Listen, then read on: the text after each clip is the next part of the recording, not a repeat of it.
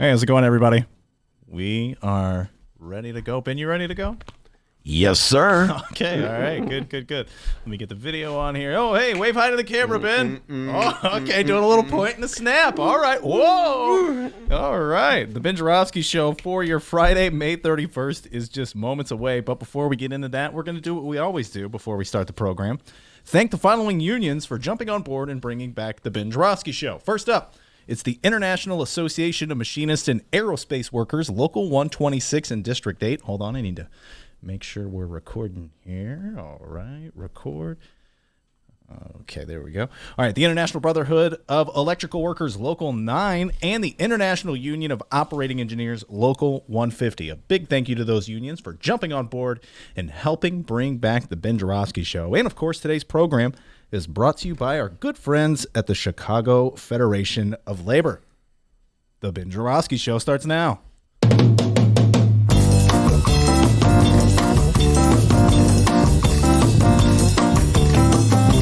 Yes, it is Friday, May 31st, and live from the Chicago Sun-Times Chicago Reader Studio on Racine Avenue, this is the Ben Joravsky Show.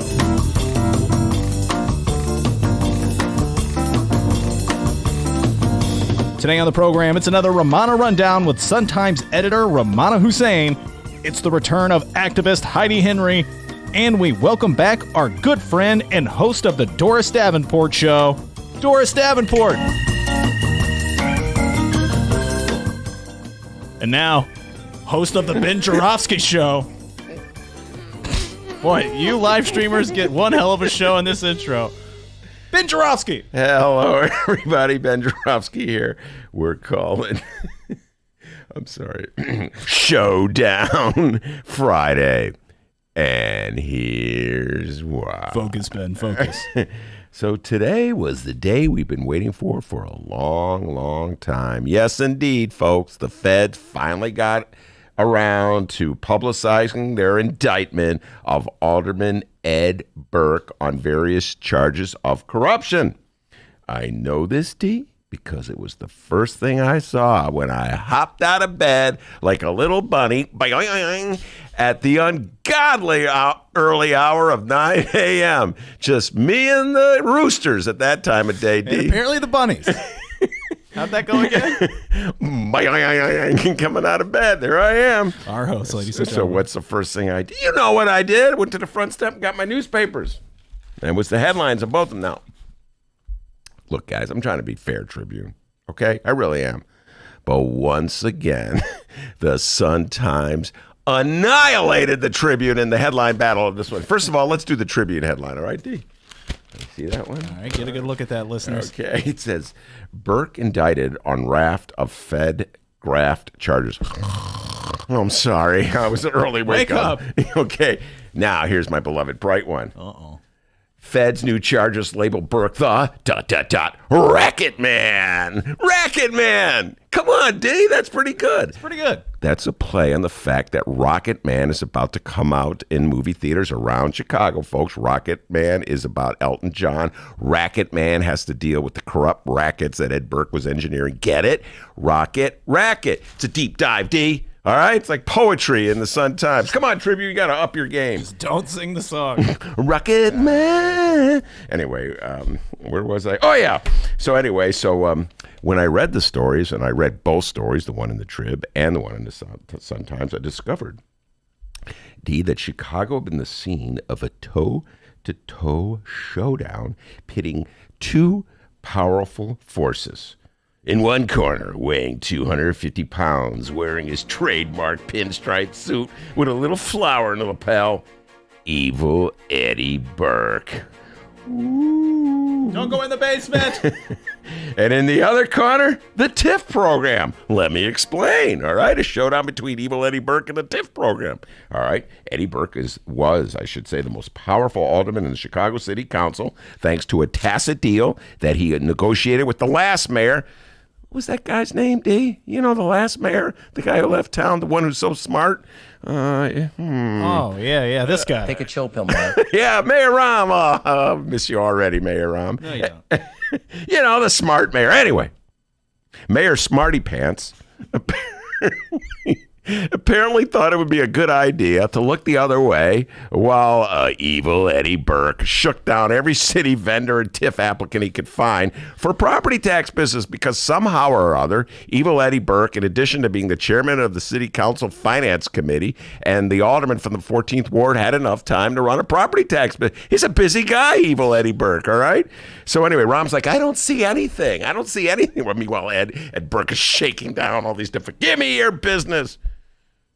Anyway, so according to the feds, the city was eager to do what Mayor Rahm loves to do, and that's fork over more of your property tax dollars through the TIF program as a handout to a developer to rebuild, in this case, the downtown post office.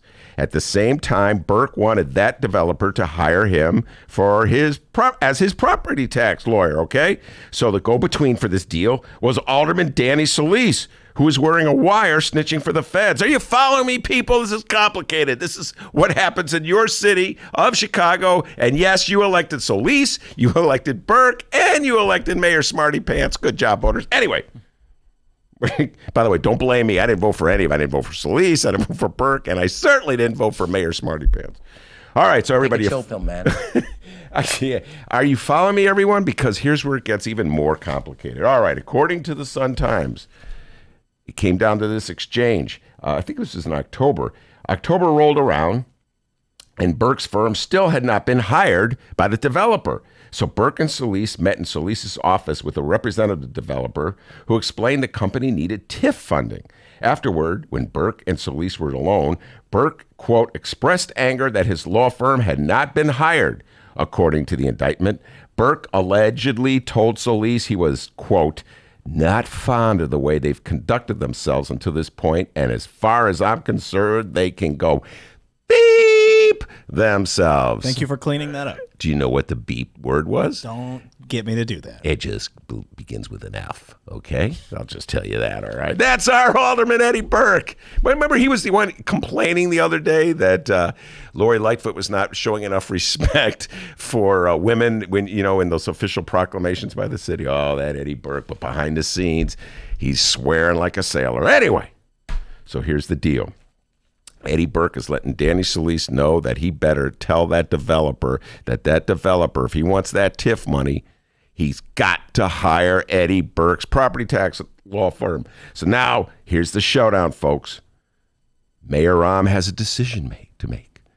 Do I shovel more money to a developer who doesn't need it? Or do I let Eddie Burke say no to the deal because he's not been hired as the property tax lawyer? See what I mean, folks? It's the fight of the century. Let's get ready to rumble. Who's going to win, Eddie Burke or the TIF program? In the end, D, it was a tie. They both got what they wanted, according to my beloved Bright One. Finally, in August of 2018, Burke apparently left Solis a voicemail in which he confirmed a representative of the developer had contacted him about hiring his law firm, and Solis asked Burke if he would support TIF funding for the post office project, and Burke allegedly replied, quote, absolutely.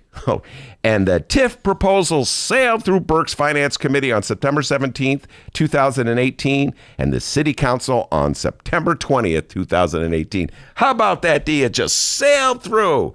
Woo, like a sailor on the seas. Isn't that nice? I love that line. It just sailed through, okay? So there you have it, folks. Everybody wins. Burke wins because he gets property tax business. Solis wins because he was going to get a cut of that business, apparently. The developer wins because he gets TIF handout. Mayor Rahm wins because he gets to brag about how he's rebuilding the loop by throwing money at developers who don't really need it to begin with. In fact, everybody wins except for you, the suckers, who get stuck with the bill. We got a great show today, everybody. Rummana Hussain will be here on Friday. It's Rummana Rundown, Chicago Sun-Times Editor. We talk about all the news of the day, and there's a lot of it to talk about. Heidi Henry will be here, one of our favorite political activists from the suburbs. She ran for Senate in the District 38 last November, and she is our, how would I put this, Ben Joravsky show expert on how Democrats can get votes in Trump country. So look forward to another visit from Heidi Henry. She always says what's on her mind. Speaking of people say what's on her mind, Doris Davenport, host of the Doris Davenport Show, will be here as well in about the 2:30 hour. So That means we'll have a lot of political discussion, politics. But before we get to any of that, Dr. D in the news. Don't go in the basement. Evil Eddie Burke. Hey, guys, I'm Dennis, not a doctor. Okay. It's the middle of the final day of the week. Bring it, weekend. And speaking of, hey, if you're hanging around the house this weekend, cleaning, or if you're traveling on the road or riding your bike or jogging, hey, let the Ben Joravsky Show tag along with this weekend's Benny J bonus interviews. That's right. We've been pretty consistent in delivering 3 of these lately. Saturday, Sunday, and Monday, pre-recorded but brand new interviews. We've done it again, people. Here's our lineup for this weekend. On Saturday, tomorrow, Ben Joravsky's First Tuesday co-host and longtime pal, ProPublica investigative reporter Mick Dumke returns. They unpack the news of the week in the city of Chicago. They hyped up their First Tuesday show this Tuesday at the Hideout, 1354 West Wabansia. And as we were recording the interview, the Ed Burke Racket Man racketeering story broke. Ben, what were your thoughts on your conversation with Mick Dumke? Well, Mick and I, we wake up in the morning wanting to talk politics, and we pretty much stay in that state all day until we fall asleep. In fact, we probably talk about politics while we're dreaming. So we just continue the conversation. And yes, folks, you can see us at the Hideout. Let's see, Sarah Karp will be there as well from WBEZ, and Alden Lowry also from WBZ, 2 excellent reporters here in the city of Chicago. And we'll be talking about Rahm's legacy and what to look forward with Lori. Sarah Karp is an expert in education, public education. So she'll talk about Rahm's legacy with the public schools. And you remember Alden Lowry, Mr. Demography, knows more about city population trends. So he'll be talking about the city population trends under Mayor Rahm, who moved out, who moved in, and how policy dictates those kinds of population patterns. So that's what we have to look forward to on Tuesday. And oh my God, we were all over it. We talked about Nixon, Trump, Rahm, Lori Lightfoot. I think there was some Pritzker talk. Mick Dumke knows his politics, so it's a good political discussion. And that is Saturday. It'll be our Saturday. Absolutely. Get warmed up for the First Tuesday show this Tuesday by listening to Ben and Mick Dumke talk politics. That'll be on Saturday at 6 a.m. All right. On to our Sunday download. Now, we've yet to record this one, so this could possibly be subject to change. We welcome the brother of one of our favorite guests. He's an Indiana man, and he's going to talk national politics as well as give us his take on South Bend, Indiana Mayor, 2020 presidential candidate Pete Buttigieg, or as Ben calls him, Buttigieg? Yeah, whatever that is. His name's Henry Davis, brother of CTU Vice President Stacey Davis Gates. Ben, what do you plan on asking Henry Gates? Well, we're talking about Peter Buttigieg and the politics of South Bend and how he interacts with the black community there and what kind of presidential candidate he could possibly be. And just talk in general about Indiana politics and can the Democrats pick up that state? You know, the Dems won Indiana in 2008 with Barack Obama's first run. So really curious if it just seems like such a long shot, but, we'll see how people are thinking in Hoosierland. So looking forward to that conversation. Like I said, it's yet to be recorded, but we're planning on putting that out on Sunday. Once again, at 6 a.m. That's Sunday. On to Monday. Holy crap, what an interview this was. It's owner of the Hideout, 1354 West Wabansia, Tim Tutton. It was a roller coaster. Ben, I'm pretty much speechless after that when it comes to plugging this interview. Why don't you give it a try? Well, Tim Tutton is a force of nature. Once he gets going, he's like a rock going down a hill. He is not stopping. He has opinions on absolutely everything. And we started off talking about the fight that he led, or he was part of. He doesn't like it when I say he led it. He was part of the fight against the Lincoln Yards development deal. And then we just started talking about, his days with the public schools. He's also a teacher, and we started talking about Rahm and Arnie Duncan and Barack Obama because he worked for Arnie Duncan in Washington. I mean, we just started talking about absolutely everything. It was a great conversation with Timmy T, who loves to talk. And once again, it's our Benny J bonus interviews. Download only live streamers and YouTubers. Chicago.suntimes.com/Joravsky, ChicagoReader.com. The link to the show is at the top of the Chicago Reader page or wherever else you download your favorite podcast. Subscribe while you're there. Give us a review, 5 stars only. Mick Dumke and Tim Tutton. And also, brother of Stacey Davis Gates, one Henry Gates. That is our Saturday bonus interviews. All right, what did I say? You said Gates. Oh. It's the Davis part. Oh, I already got in trouble on that one too, so don't feel bad. All right, well, that's dyslexia kicking up with me, but anyway. But boy, they're fantastic interviews. Go check them out when they become available. Okay, on to the national news happening this afternoon. Our president, Donald Trump, announced today that he is placing a 5% tariff on all Mexican imports. Trump said the tariff would gradually increase, quote, until the illegal immigration problem is remedied. Trump has been tweeting since breakfast, arguing that this will cause companies to leave Mexico and return to the U.S. And Mexican President Andres Manuel Lopez said today that he has sent his foreign secretary to Washington to try and negotiate a solution. Yeah, all right. Donald Trump, this is really a continuation of his efforts to vilify immigrants who have come to this country through Mexico, from all sorts of Central American countries. He's been doing this since he ran. It was successful. I mean, I guess he's doubling down on it. It got him the Republican nomination. Somehow or other, it got him to be the president of the United States. So I guess he figures it's a winning strategy. That he's going to tie his insane immigration policies, where he's separating families at the border and locking them up in detention centers, with his trade policies, where he just routinely, every now and then, arbitrarily slaps a tariff on some goods from some country, which is, of course, a tax that has all kinds of implications on businesses and industries in this country. Doesn't think ahead of time what the consequences will be. It's all part of this larger game, Twitter game that he's having. And then sometimes reverses himself. Sometimes he pulls back. Sometimes he doubles down. He's already waging war against China on this front with a tariff war. So, and then that led us to spending love to hear what Heidi Henry has to think about the $16 billion that he suddenly found to subsidize farmers who have been victimized by his tariff war with China. So instead of just trying to think about a rational solution to a very difficult problem or a vexing situation, we have so many people coming in from the southern border. What do we do about it? Instead of trying to do that, try to come up with a solution. What he's doing is trying to exploit the situation to inflame passions against people who look a little differently than Trump voters and hold on to office. So more politicking by our president in tweet. In other news nationally, 2020 Democratic presidential candidate Elizabeth, I've got a plan for that, Warren. Wouldn't you know, Ben? Today, Warren proposed another presidential campaign plan for us to sit and think about over the weekend. On Thursday, remember, she visited ABC's The View and said that if Donald Trump weren't president, he'd be locked up in handcuffs. Donald Trump did everything he could to derail, stop, halt, obstruct that investigation. Right. That is a violation of the law. Yeah. If he were anyone other than President of the United States, he would be in handcuffs. See, she said it. Yeah, she did say it. She meant it, too. And Senator Elizabeth Warren today said that if elected president, she'll push legislation to reverse the policy that a sitting president may not be charged with a crime. Here's the quote from Warren, quote, "I've got a plan to make sure that no president is above the law.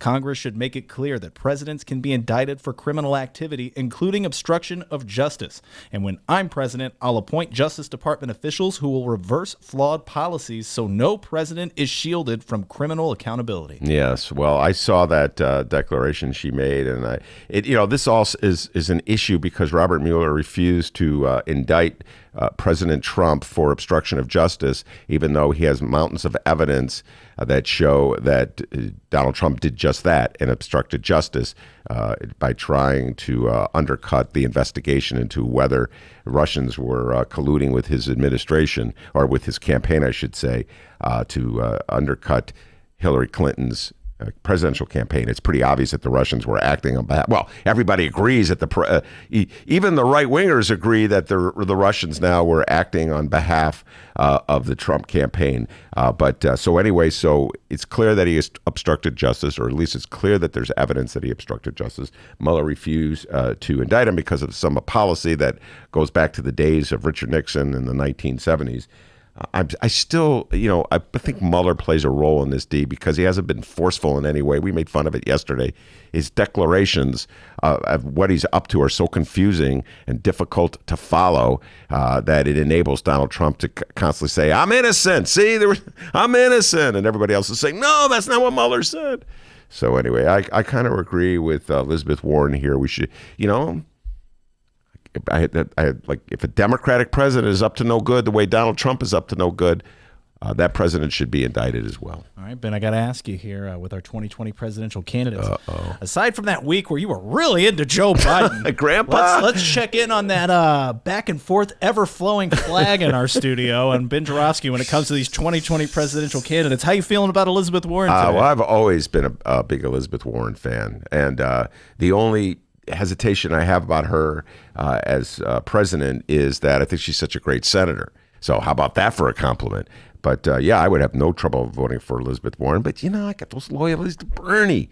You know, Bernie was there in 2016, long before it was fashionable, talking about Medicare for all, D.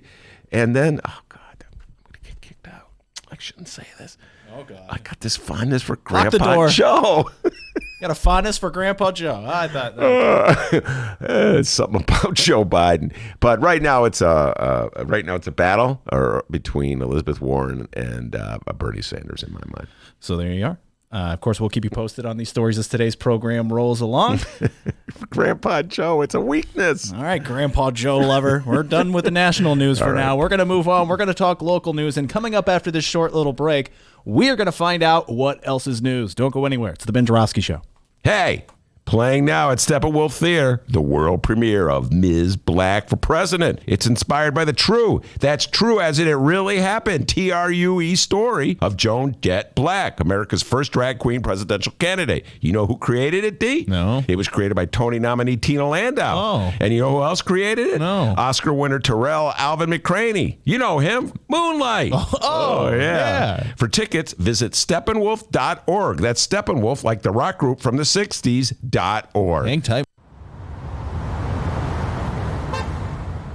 Today's Ben Joravsky Show was brought to you in part by Chicago Architecture Center. Discover the breadth and majesty of Chicago's architecture on a Chicago Architecture Center bus tour. From bungalows to Bauhaus, our expert docents will share the fascinating stories behind our city's architecture. Book your tour at architecture.org/tours. Now, if you'll excuse me, I'm actually on a bus tour right now.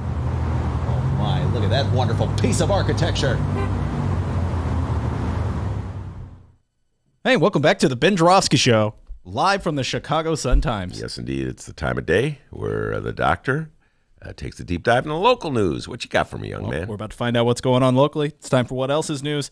And yes, people, a back alley City Hall fist fight has begun. Ben, watch out! Oh, my. The bottles are... Who threw that? Hey, stop it.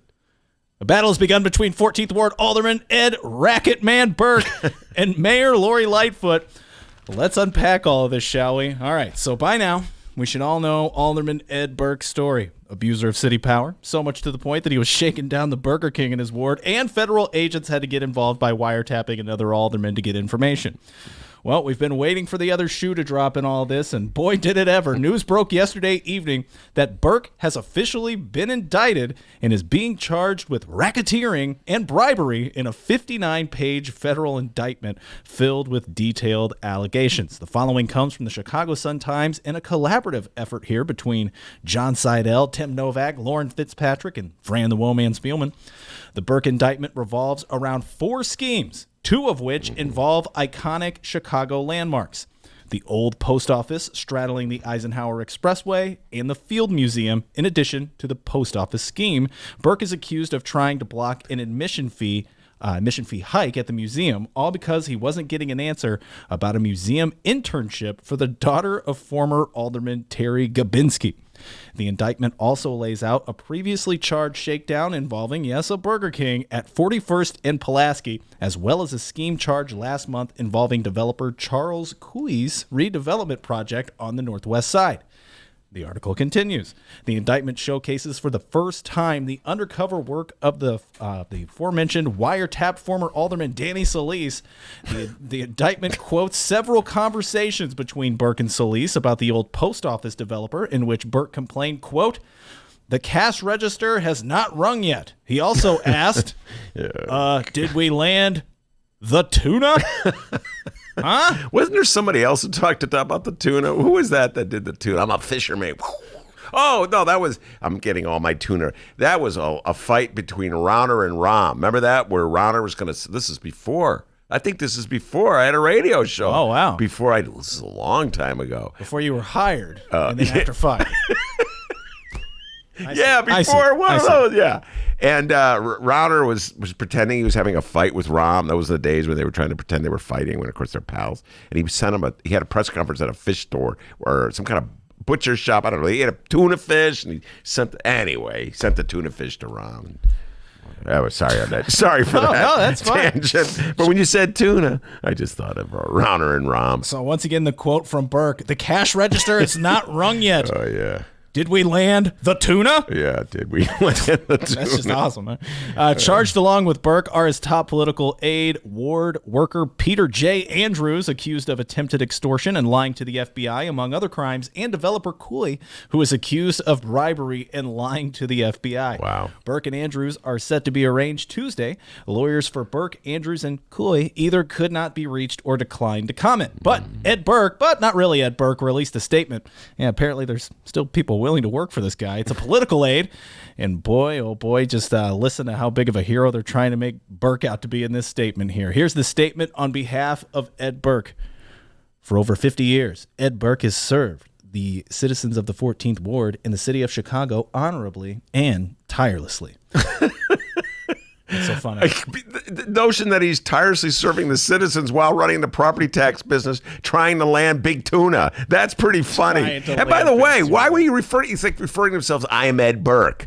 You know, you should say, I have done this, but Ed Burke. Oh, so the Ed Burke's aide is weighing in on this situation. That makes it more credible, huh? Well, my boss, who makes sure I get a paycheck, says, I'm a great guy. Well, must be true then. Right. Anyway, go back to this riveting statement. Yeah, I'm going to add some music to it. Hold on here. Oh, cool. Okay.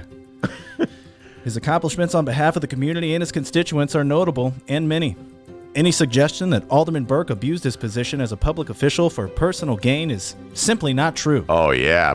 Except they got it on the wiretaps. The charges are unfounded and not based on actual evidence. Oh, no, except for Ed Burke's own words to Danny Solis. We welcome the opportunity to present the complete picture and all the facts to a jury. I'll bet they'll cut a deal with the feds before it even gets to a jury trial. We are confident that when that happens, Ed Burke will be vindicated. Okay. This statement has been brought to you by the 14th Ward Burger King.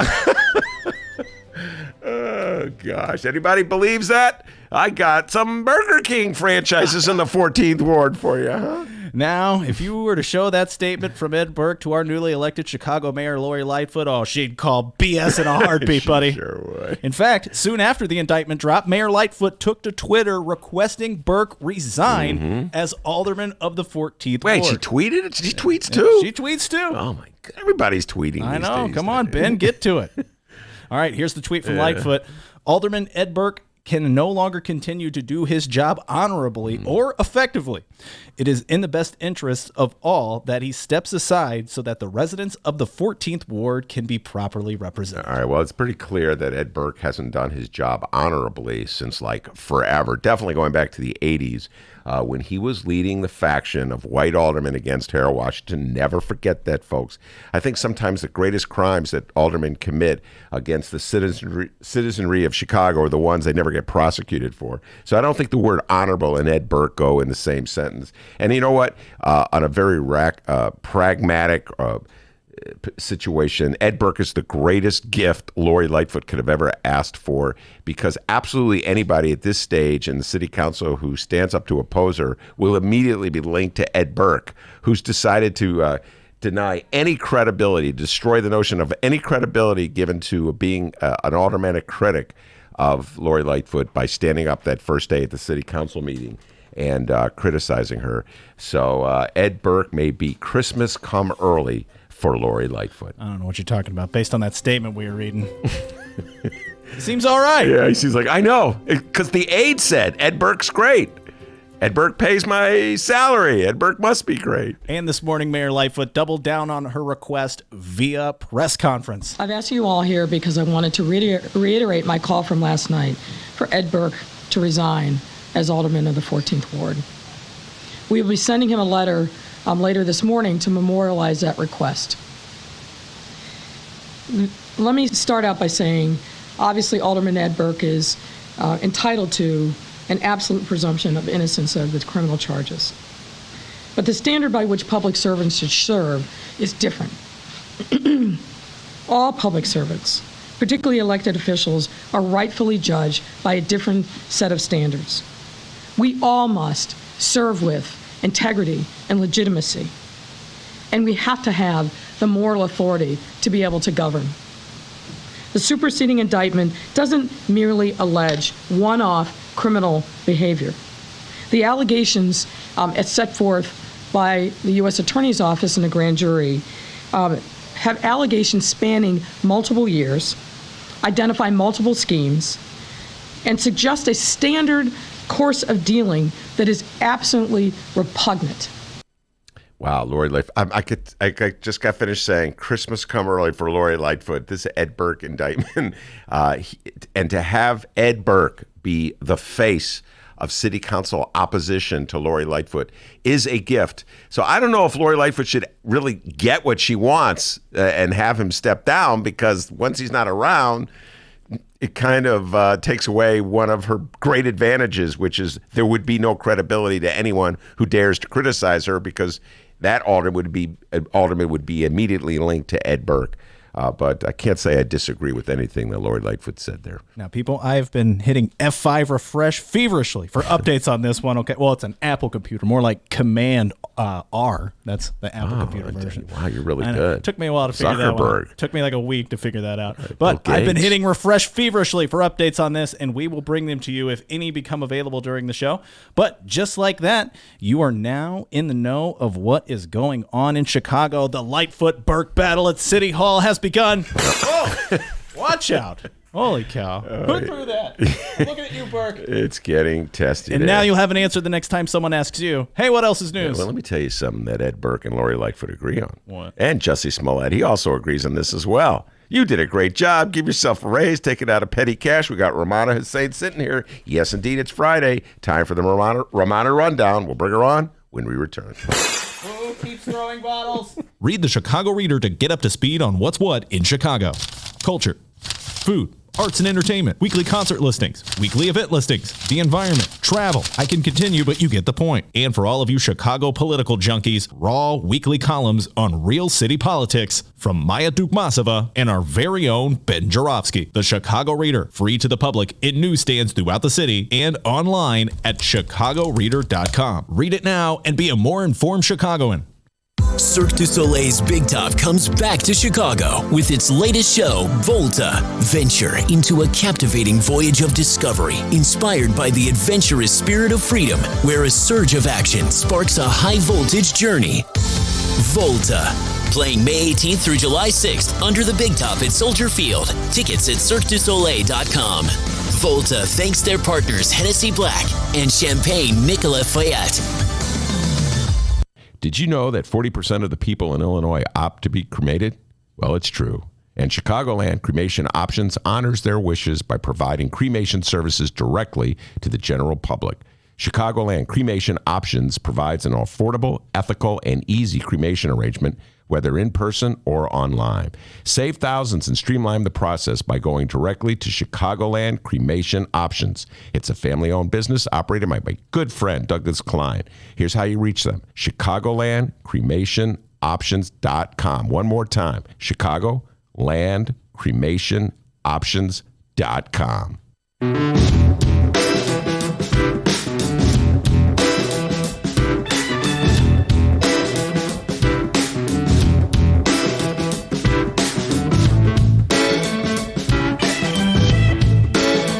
Commercial break over.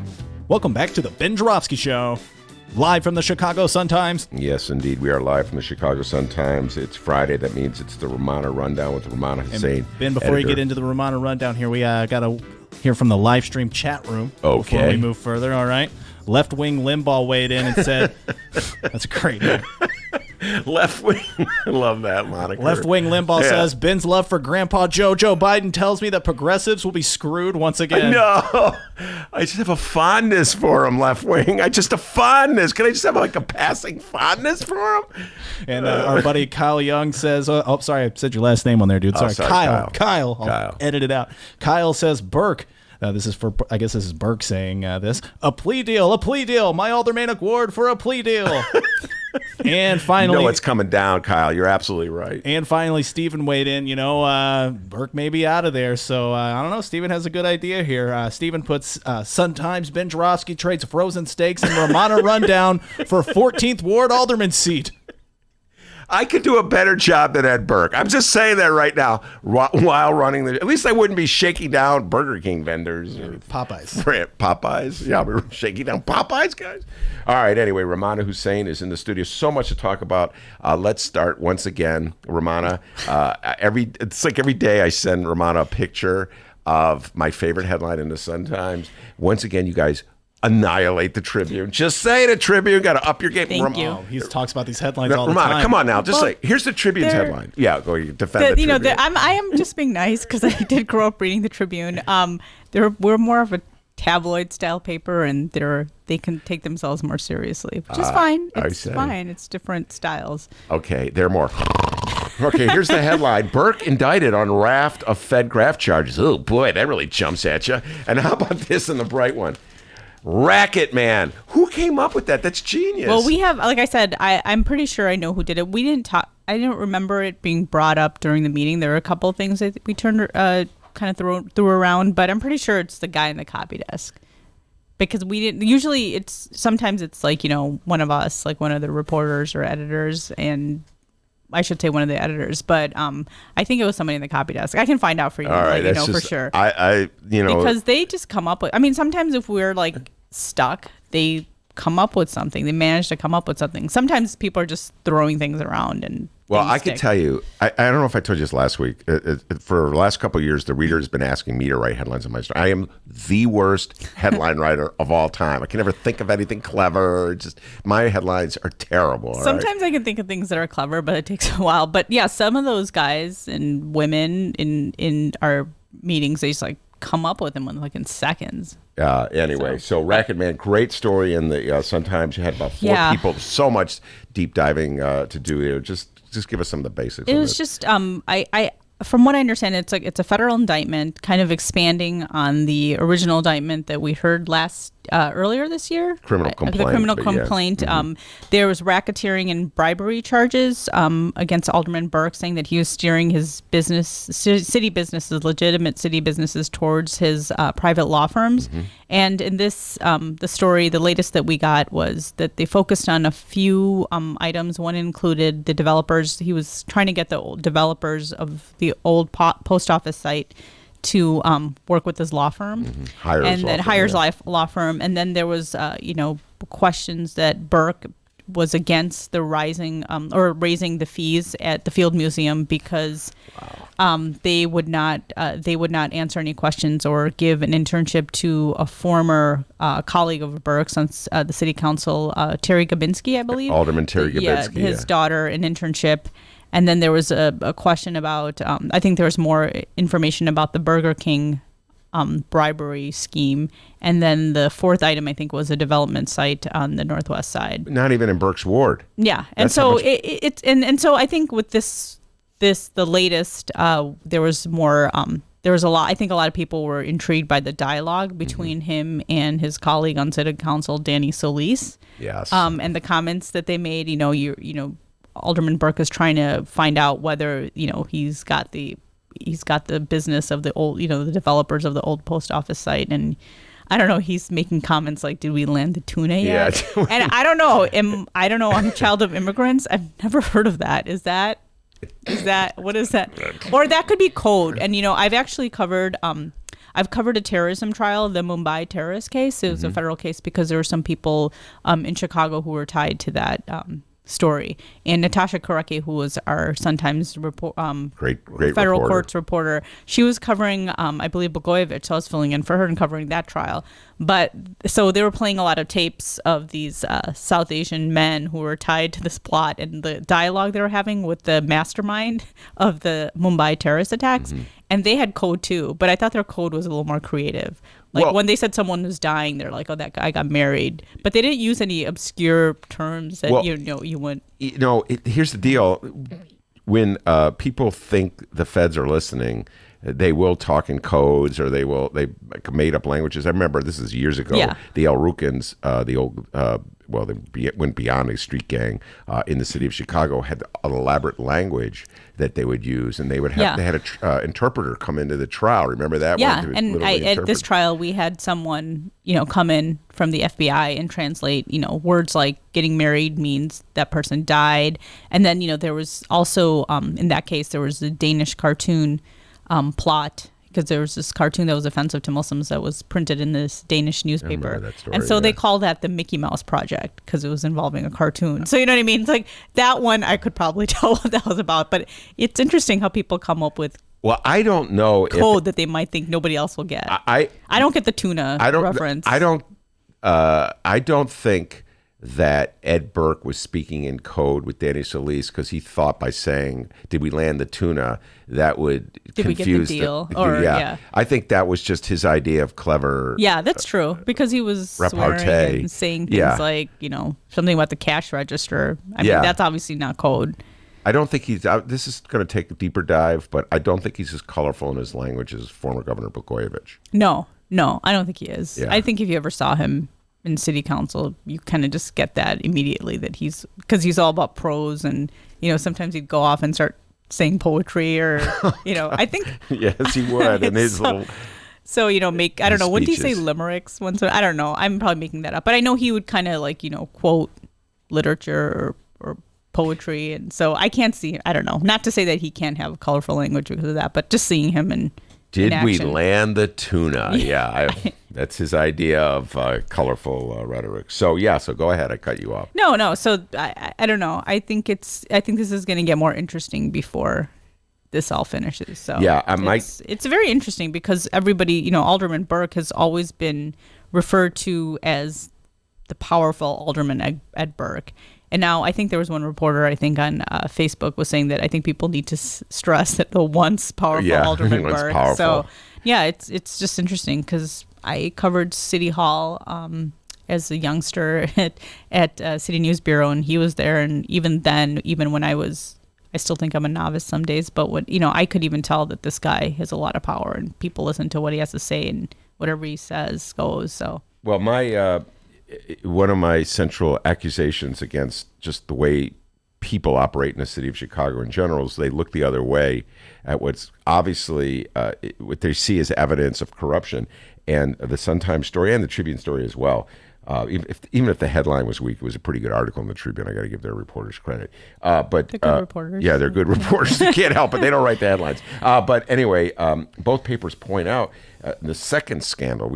I've talked a lot today about the first scandal where he was trying to exchange his approval on a TIF deal. Oh, I was going to say, the TIFs, which you were probably excited about. Yeah, I was very excited. Wow, TIFs in the story. TIFs, that's what I was going to say. I'm sorry, I forgot to mention the TIFs. They were mentioned a couple times. Yeah, anytime a TIF is mentioned, I'm so happy. But anyway, so going back to the Field Museum scandal, where former Alderman Terry Kabinski, the 32nd Ward's daughter, was applying for an internship at the Field Museum, and they were shaking down effectively, trying to swap approval for a admissions fee hike at the Field Museum for internship for this other alderman's daughter.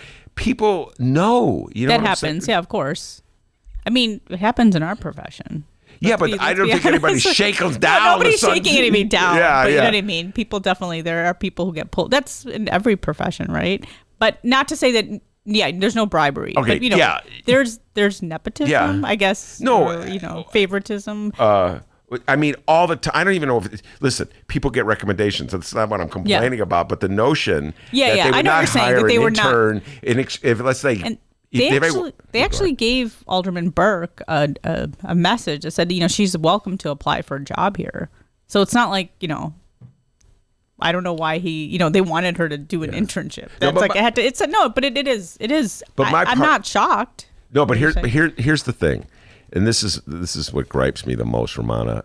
It's like all the movers and shakers in Chicago know what's going on. Of course. The people at the Field Museum know how the deal goes down, and yet no one says a word. No, you're right. And it's going to happen again. It's not like it's going to stop with Ed Burke. This is probably happening with other individuals as well. Yeah, absolutely. Well, we'll see. We'll see how if it does stop. I'm with you on that one. I don't think it's going to stop anytime soon. By the way, another good thing about having reporters, we talked about this last week, who've been around for a while and have covered things and have long memories. I got to give credit to, I think it was you guys that Sun-Times had this one, linking Ed Burke's aide, this gentleman, Andrews. Oh, yeah. His 15 years ago, Andrews' wife was listed as a co-owner of the Hired Truck as the largest female-owned trucking company in the city's scandal-plagued hired truck program. I presume ace investigative reporter Tim Novak added that to the story. He probably, I'm sure, I if I'm not wrong, I'm pretty sure Tim Novak did the hired truck story. Oh yeah, he was part of that. So anyway, good coverage in both papers. I urge everybody who wants to see how their city of Chicago really operates to check them out. All right, it's Romano. We cannot let you leave without a Smollett Gate update. I actually, the reporter who covers a lot of Jussie Smollett's case or the matters just updated his story, and he texted me right while it was when I came in here and told me he updated the story. I'm like, you're gonna have to talk to the other editors because I told him I was going to your show, and I said you have to let other people know. But I already did the original story. The latest and the case that happened today, I can tell you, is that Sheila O'Brien, the retired judge who wants a special prosecutor hired to investigate how State's Attorney Kim Foxx's office handled the Jussie Smollett case. You know, as we all know, the charges were dropped. Basically, the judge today, it was like a 2-hour hearing. I think the judge was berating her a lot and basically rejected a lot of her motions. But the judge was berating Sheila O'Brien. Yeah, Sheila O'Brien, and he basically set a June 21st date for when he's going to deciding whether or not he's going to have a special prosecutor. Now, we already know that there is a special prosecutor looking into this matter, an independent special prosecutor, or independent investigator, I should say, not special prosecutor, independent investigator, Patrick Blanchard, looking into this case and how it was handled on the county side. So there is an investigation underway. This retired judge wants a special prosecutor to look into this case. So she's kind of been going at it like every day almost, like there's a new motion. So that's what happened today. But then yesterday, so earlier in the week, I can go back to earlier in the week, Tina Chen, the chief of staff of former First Lady Michelle Obama, responded to Sheila O'Brien's subpoena for her to come and testify. Now, Tina Chen was an individual that had called Kim Foxx. I think Tina Chen knows a relative of Jussie Smollett, or I don't know if she knows Jussie Smollett, but when Jussie Smollett had said that he was a victim of a hate crime, and he was considered a victim, she called Kim Foxx and talked to her about it and got her connected to a relative, I believe. So Tina Chen is saying that, Sheila O'Brien has no, she's not a judge anymore. She can't force her to come. And so she's basically just responding to the subpoena that she issued. So that happened earlier the week. Then yesterday, the Chicago police, because last week, another judge who had handled the Smollett case, the actual Smollett, I know there's a lot of players involved in this all over the place. And, there's also in federal court, the brothers that Jussie Smollett allegedly hired to stage the attack, they filed a lawsuit. Yeah. So there's stuff happening in federal court and the county level, it's all over the place. So yesterday, the Chicago police, basically what happened is when Jussie Smollett's charges were dropped, the judge sealed the files, Jussie Smollett's files. They were ordered release last week because the media hired lawyers and they argued why it was important. And the police cited the sealing of the records as reasons why they couldn't give additional information about the case or additional records about the case. So now that was unsealed, the police responded and gave 491 pages of documents. A lot of the documents were things that we knew. I know a lot of people like the colorful exchanges that Jussie Smollett had with these two brothers that he had hired. A lot of it was I guess they got procured drugs for him. So a lot of people have been talking about that. But we kind of knew that, and that's just more of the salacious information. The one thing that we found interesting was that on the last page of the third document that we got, it was page 491, was that an assistant state's attorney had told the police a month before the charges were dropped that, hey, we're going to ask him to pay $10,000, his $10,000 bond back, and we're going to make him do community service. But that's all it said. So we're assuming, and she told this to police. That's what it said in the documents. The she being an assistant state's attorney. Her name is Risa Lanier, or Lisa. I think it's Risa Lanier. But so from what we could say, there was nothing in the file saying that the charges were going to drop. I don't even think charges had been filed at that point. So I think police were under the assumption, from what we could see in the records. I mean, we can't assume what police said, but it just said that this is what we're going to do. So they probably thought it was going to be some sort of plea deal. But as we know, the charges were dropped. So it was interesting that, the assistant state's attorney had already started talking about what we're going to make Jussie Smollett do. But there was no indication in that, the records that we saw that police were told that, we're going to charge him and charges are going to be dropped. Well, so that's kind of interesting, I think. No, so that gets what you just relayed to me, which I hadn't read. It gets to the notion that this was just handled poorly by Kim Foxx's office, as opposed to something more scandalous than that. That this was just. Well, the question is, were they holding back information that they're going to charge him and then drop the charges? That's what the question is. Mm-hmm. I mean, I think police just said, everybody agrees that this is not the crime of the century. I think people from all sides. I think it's just what exactly happened, and was this proper procedural? Well, and that's an interesting point. Everybody agrees it's not the crime of the century. I think absolutely everyone, including Sheila O'Brien. I hope she would agree to that too. I hope so too. Although she spent quite a bit of time on it. So why has it just fastened on to the public's imagination, and why is it continuing to reverberate legally if we all agree that it's not the crime of the century? Well, I think there's a lot of reporters would say is, was there impropriety in this case? Was there any favoritism? Because even lawyers will tell you, this isn't the way most cases are handled. Mm-hmm. And so I think that's the question. It's not the actual case itself or Jussie Smollett, but obviously there's intrigue because it involves an actor, and especially in this day and age, he mentioned that he was attacked by true Trump supporters, and he's a gay black man, and they made racist comments, they made homophobic comments. So it has all these elements that people are interested in. I mean, I know some people think that we should just drop it. Nobody should talk about it anymore. But I personally, as a reporter, I don't think that's the right answer. I disagree with that completely. And then you have people on the other end who are just waiting for something to criticize Kim Foxx. So there's so many different angles to this. Yeah. And then Donald Trump, of course, it's he weighed in on this case too. Yeah, it's useful ammunition for him to say how corrupt Chicago, or how anti-Trump, and how he's picked on. And I'm really curious how this Tina Chen aspect, because that's the part that's always intrigued me. I have to admit, the notion, it gets back to what we were just talking about. The Field Museum getting a call saying that if you hire... That's exactly it. That mentality in Chicago. So I know a lot of people who don't like Ed Burke might like Kim Foxx, and they're like, oh, they're applauding the stuff that's happening to Burke, but when it's Kim Foxx, they're like, oh, who cares? We should care about other things. Doesn't matter. And I'm like, I don't know. Personally, I think that's the wrong attitude, because I think everybody should be held accountable, even if you like them. Yeah. Well, there's principles that we allegedly... Yeah, and that's what I feel like people are okay with, okay, if it's someone I dislike and they do something corrupt, hey, let's fry them. Yeah. And then if it's somebody they like and they do something that's corrupt, they're like, who cares? Everybody does it, and let's just go on with our lives. This is not the biggest case. And I think it also, this is notion, follow me on this one, Rummana. This, you don't have this because you're a reporter, you're an editor, you're part of a system that watches it.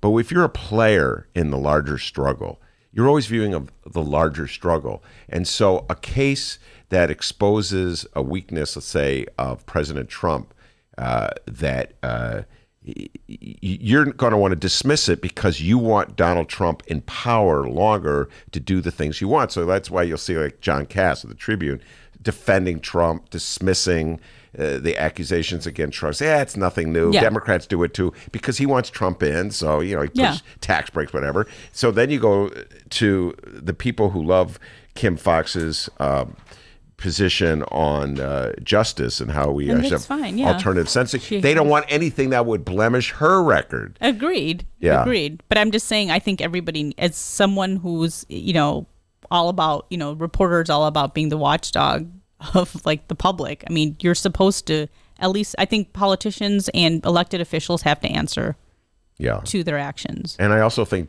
supporters of both factions should have a principle that they believe in. Exactly. In other words, you see a lot of Trump supporters and they defend things that they would never let Obama get away with.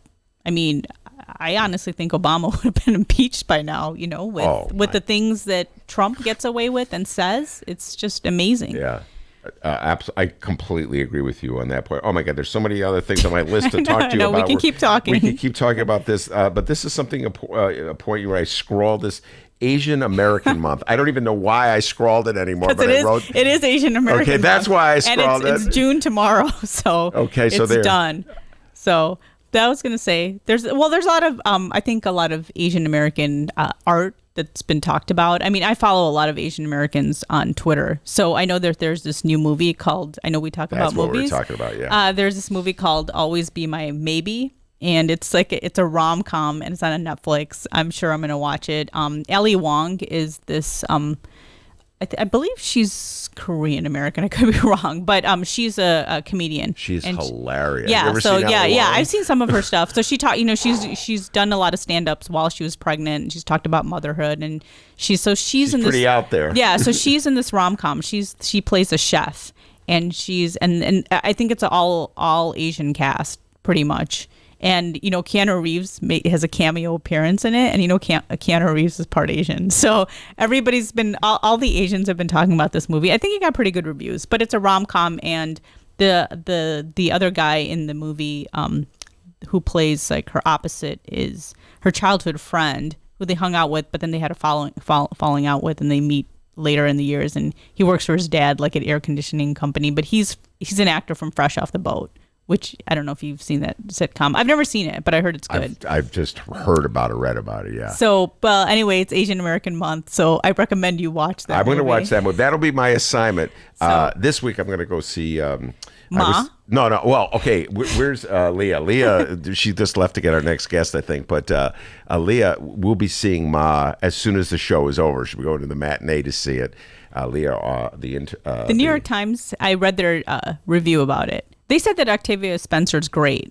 Did they say it was a hokey movie? They said it's a little like, it kind of makes you laugh and for some parts. And, it's supposed to be, like I was talking about this with a colleague of mine, and it is supposed to be some sort of like it's throwing the whole mammy caricature on its head. Because, here's this African American woman like taking care of these like, white kids in a way, and then they kind of turn on her, and then she turns on them. But I don't know. I still think it just seems so hokey. It just made me crack up. And I don't know if you saw Booksmart yet, but that's the next. Oh, now that's the one I'm going to see tomorrow. But I'm going to watch your movie tonight. It's on Netflix. Yeah. Even I have Netflix. Yeah. So I'm going to watch. I should that tell tonight. you. Well, since we're talking about Asian American, this is Asian. But have you ever seen Sacred Games? No. Sacred Games is based on this Indian novel.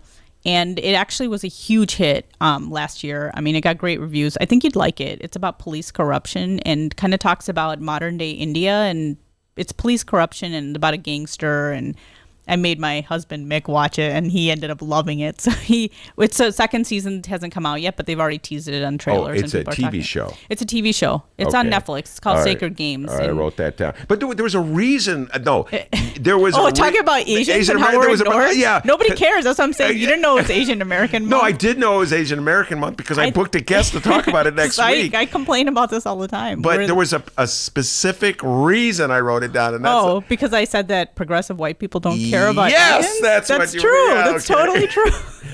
I think being Asian is a very tricky thing in this day and age because, I told you I read WBZ did this piece on Amaya Pawar, and he was talking about, the lead was he was the first Asian American city council member and now the last. And then he kind of talked about how being an Asian American in city council was kind of hard. Mm-hmm. And he said, even the people who talk about intersectionality, they don't want to hear the Asian American experience. They're not interested. And I think that's totally true because, and he said a lot of people would say like, well, you guys are fine. You guys are the Asian American community.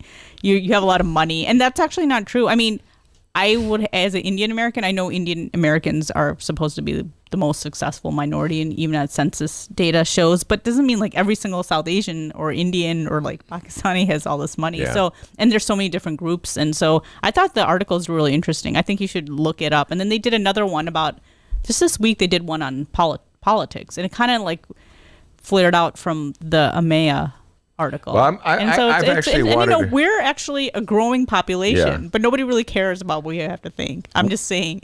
Well, this is a whole other... I want to bring Amaya on to have a deeper dive of my own with him on this topic, because Amaya Pawar was elected alderman of the 47th Ward. I live in the 47th Ward, and it's an overwhelmingly white ward. Yeah, it talks about that. Yeah, and I was really curious what he thinks about it. And then, of course... he ran as a progressive who was going to champion progressive causes. And that first year was a little rough between me and Amaya because he went to the ROM side of things that first year. And he talks a little bit about that. And look, I'll send you a link to the article. All right. Okay. I think you'll find it very interesting. But that's a reoccurring theme of mine. All right. So Rummana Hussain, the Rummana Rundown, Heidi Henry's in the studio. We're going to bring her on. But Leah, I just want to say that Rummana has given you permission to go see Ma at 4:00. Okay, so you can tell me how you liked it, Leah. Yeah, she's going to report back for us on Tuesday. I'm not going to be able to see Ma this week. I'll see it next week. You can give me a review. Yeah, next but then week. if I'm going to watch Always Be My Maybe, my Maybe, and Sacred Games, you have to watch Ma. We're going to I will. There'll be a deal. Chicago deal.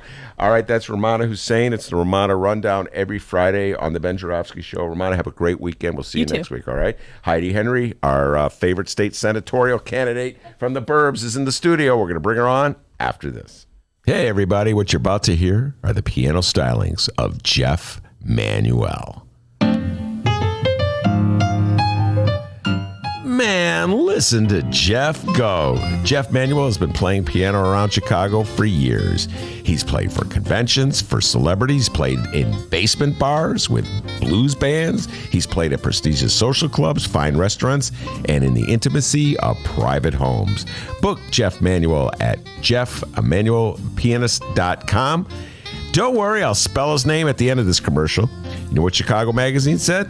They said that Jeff Manuel is, quote, as comfortable with Chopin as he is with Cole Porter. He's excellent and his performance is joyous. He offers an elegant stream of compositions and interpretations that entertains the mind but won't hurt the ears. To hear more of Jeff Manuel's work and to book Jeff for your next event, go to jeffmanuelpianist.com. I'm going to spell it out for you, people. J-E-F-F. M as in Mary, A, N as in Nancy, UELPIANIST.com. Take it away, Jeff Manuel.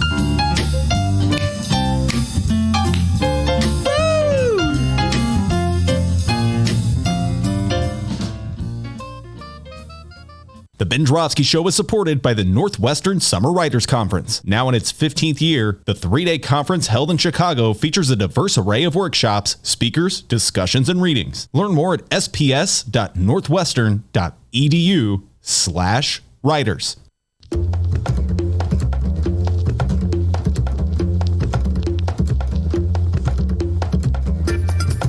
Hey there, producer Dennis here. Thanks for finding and listening to the brand new Ben Joravsky Show. All right, so here's how this works. The Ben Joravsky Show live streams on the Chicago Sun-Times YouTube channel Tuesday through Friday, 1 until 3 p.m. Once the show is over, you can listen to the replay on our YouTube channel, or we throw it online for you to download by 4 p.m. Where can you download the Ben Joravsky Show, you may be asking yourself? Well, you may be asking yourself a fantastic question. You can find previous Ben Joravsky shows and guest interviews through several outlets. The Chicago Sun-Times Online, chicago.suntimes.com, the Chicago Reader Online, chicagoreader.com, and wherever else you listen to your favorite podcasts. Apple Podcasts, Google Play, pick one. Just search for The Ben Joravsky Show. J-O-R-A, V as in victory, S-K-Y. So, let's recap. Tuesday through Friday, 1 until 3 p.m., live streamed on the Chicago Sun-Times YouTube channel.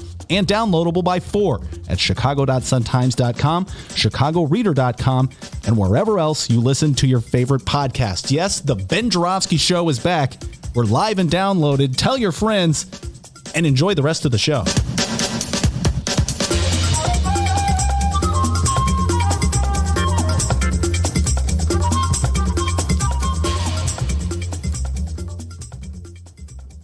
All right, everybody. Hour number 2 of your Ben Joravsky Show for Friday, May 31st is just moments away. But before we get into that, we would like to thank the following unions once again for jumping on board and bringing back the Ben Joravsky Show. First up, the International Association of Machinists and Aerospace Workers, Local 126 and District 8, the International Brotherhood of Electrical Workers, Local 9, and the International Union of Operating Engineers, Local 150. A big thank you to those unions for jumping on board and bringing back the Ben Joravsky Show. And, of course, today's program is brought to you by our good friends at the Chicago Federation of Labor. Hour number 2, let's go.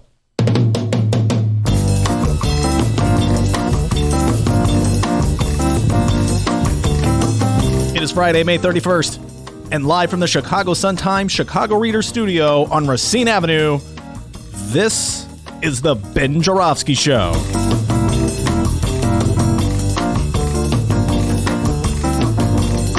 In this hour of the program, it's the return of our good friend Heidi Henry, and we welcome back another good friend and host of the Doris Davenport Show, Doris Davenport.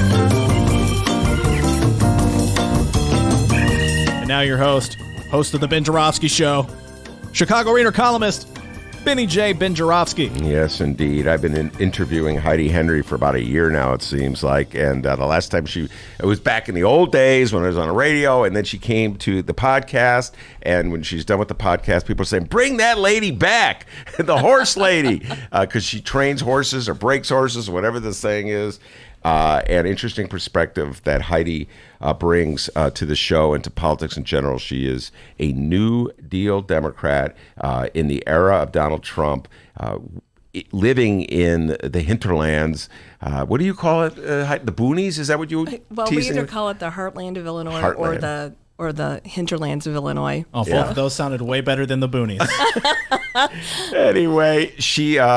God bless her, man. She ran as a New Deal Democrat in Trump land. Did pretty good in the race for state senate last November. So we got Heidi and a mystery guest. Wait, you're kidding me. Did you say we have a, hold on a second, we have a mystery guest? Yeah.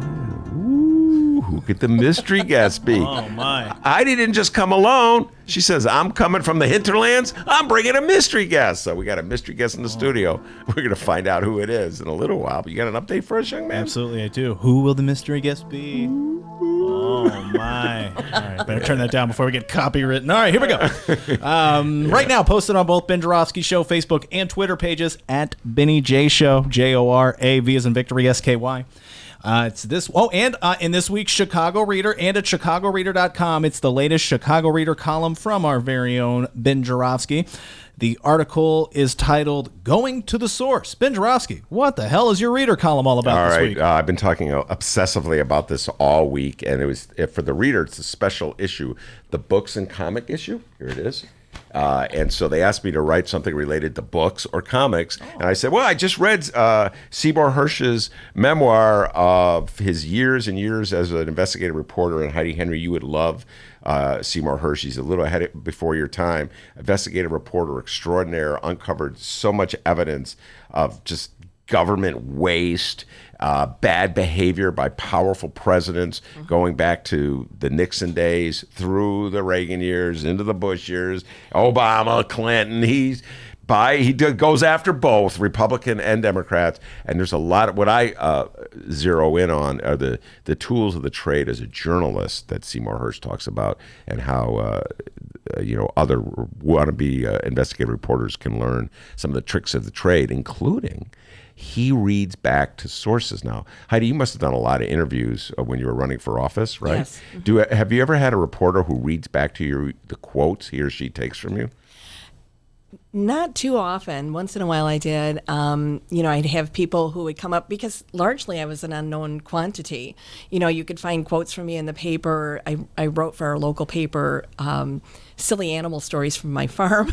Yeah, silly animal stories. I know, animal stories. Anyway, something from my youth. But yeah, usually if they came up with something, it was, a farm quote. And the problem with that is that I don't farm grains anymore. So that's decades ago. So they didn't read back quotes. It's a practice that I've been doing since the 90s. And I used to get mocked by the journalistic experts. Don't read back a quote. You never read back. Anyway, I was delighted to see that Seymour Hersh reads back quotes.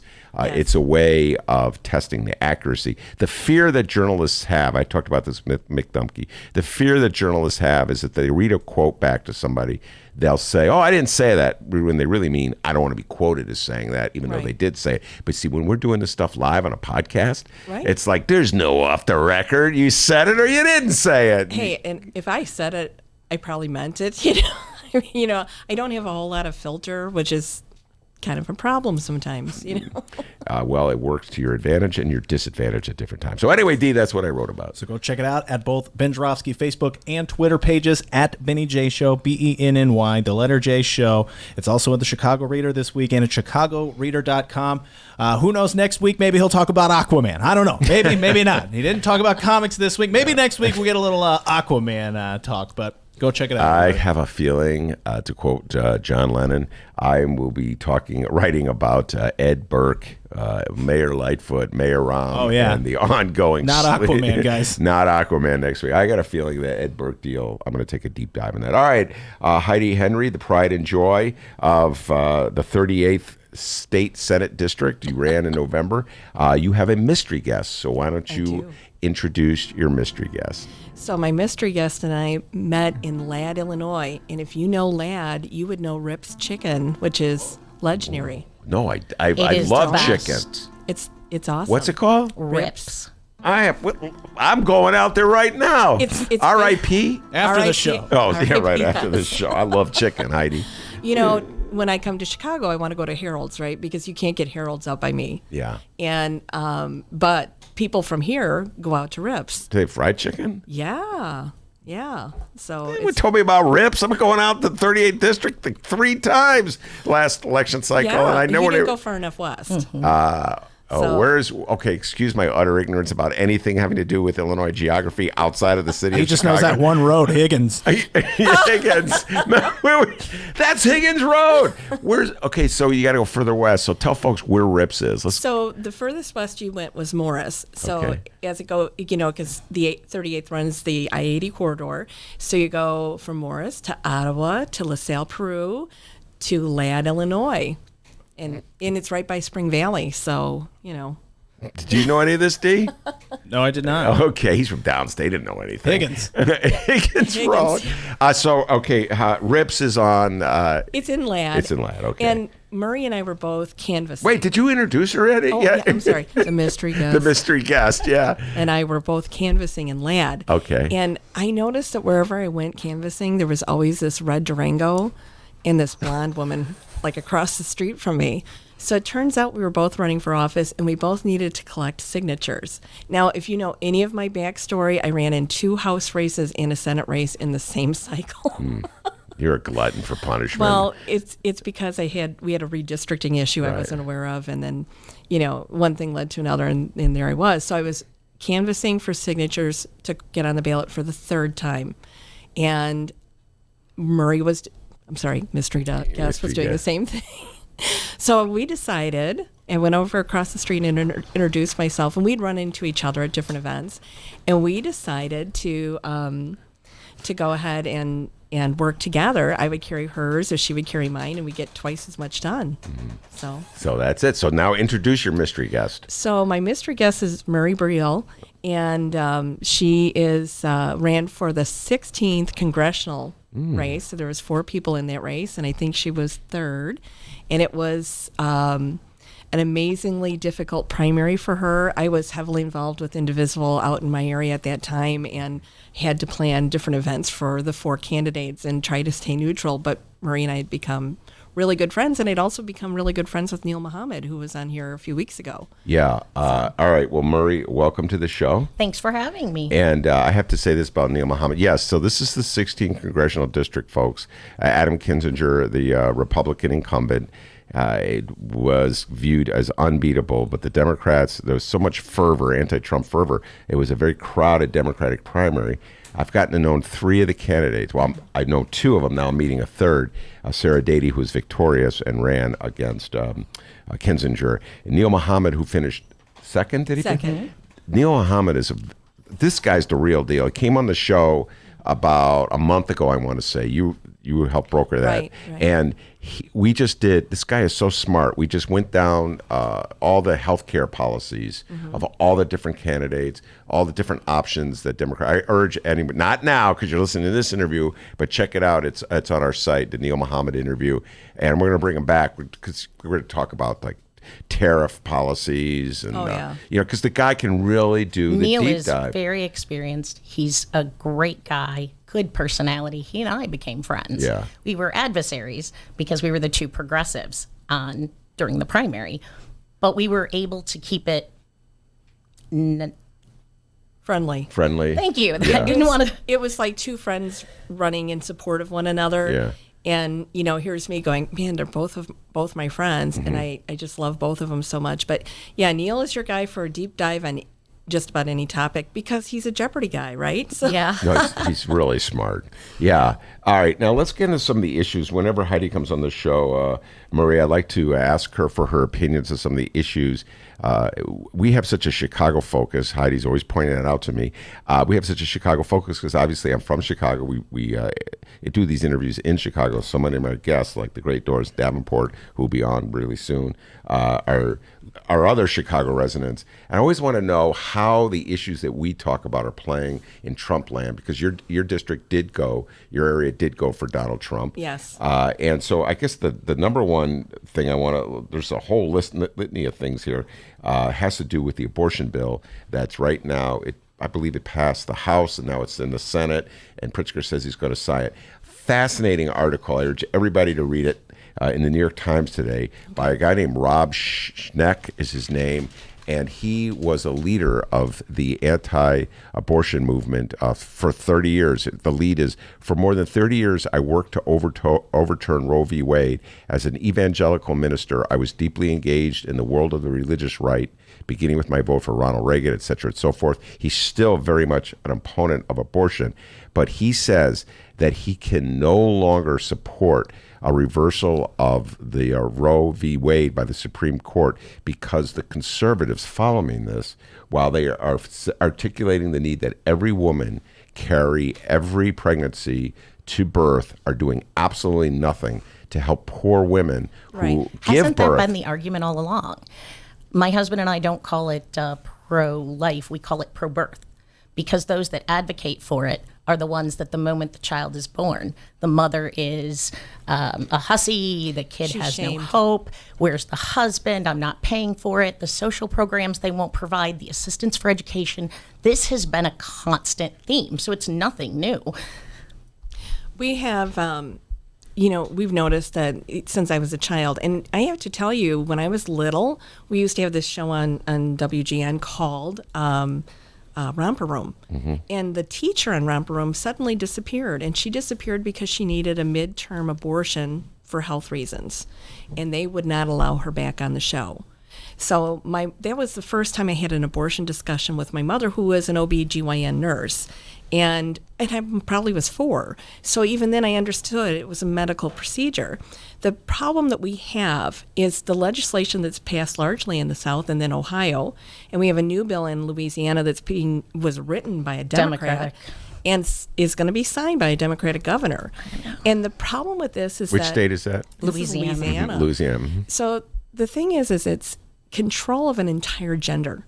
This is not about abortion. This is about control. Women are now a supermajority. We were always going to be. We were always catching up, in the population. Now we will be the supermajority. If they can control our reproductive rights, they control us. And in some of these bills, people who've had miscarriages, multiple miscarriages like myself, could end up in prison. I had a very difficult time having children. it wasn't anything that I did. It was who I was. It was Imagine for a second that you are a woman and yeah. you're carrying a child. You've tried for a long time to have a baby, and you lose it, and you lose another, and you lose another. Yeah. And the third time, because of these laws, now police are investigating you and deciding whether or not you did anything to cause that. And there's no factual basis for it. There's no scientific evidence for it. It's ridiculous. But for me, my line of work being a horse trainer, now I was always very cautious when we were trying to get pregnant or when I thought I was pregnant. A lot of times I would have a miscarriage before I really actually knew I was pregnant. But there's, as a woman, you know that it's something more major going on than just that time of the month, right? So what would happen is I would take precautions because we had tried, my kids are 8 years apart, and not because we just couldn't get them any closer. And but even then, these laws are being written by and large by men that don't have the plumbing that we have to deal with all of our lives. And again, I don't feel it is an abortion issue. I really do feel it is a gender control issue. And no gender that doesn't have autonomous rights over their body is not free. All right. Now, when you talk like this to constituents in your district, generally what is the reaction? Well, in Ottawa, Illinois, we had a rally for the RHA. It lasted 2 days. RHA, Reproductive Health Act. Right. So we do have a Planned Parenthood in Ottawa. It does not do abortions. It does every other service imaginable. I had two of my friends whose cancers were diagnosed there. And the thing is that we had some handmaidens. You had people like me in their pink hat because I don't own anything red. Your cowbell. And my cowbell. I always have my cowbell with me because the suffragettes also carried a bell to block out detractors and to annoy their detractors. So everybody knows if there's a protest and there's a cowbell, it's Heidi Henry that has that bell. So it's true. Because you get... I've never seen the bell. Oh, you have to see the bell. You have to bring the bell next time you come to Chicago. Please. So, yeah, I will. There's a song, Ring My Bell. I know. And we have a guest who brings a bike bell. Bell, so yeah, you bring a cowbell. Yeah. So, but the thing is that when we talk about the issues out there, we know 70% of the people of the United States believe that abortion should not be legislated in any manner. We know that that's a fact. And out by me, I know that a majority of people support women's rights, women's reproductive health rights. We also know, and this is a conversation I had when I was running and even before as an activist, that women who have unfettered, that means easy access to health care, reproductive health care, family planning counseling, that's something that's never discussed in school. When can you afford to have a child? When is the right time? And birth control, if she wants it, if it works within her religious beliefs or health needs, when they have that, abortion rates plummet. And we've seen the results of that from the ACA in any state that has taken the Medicaid expansion. We have seen the results of that. Now we have in St. Louis, the only Planned Parenthood in Missouri is about to be closed.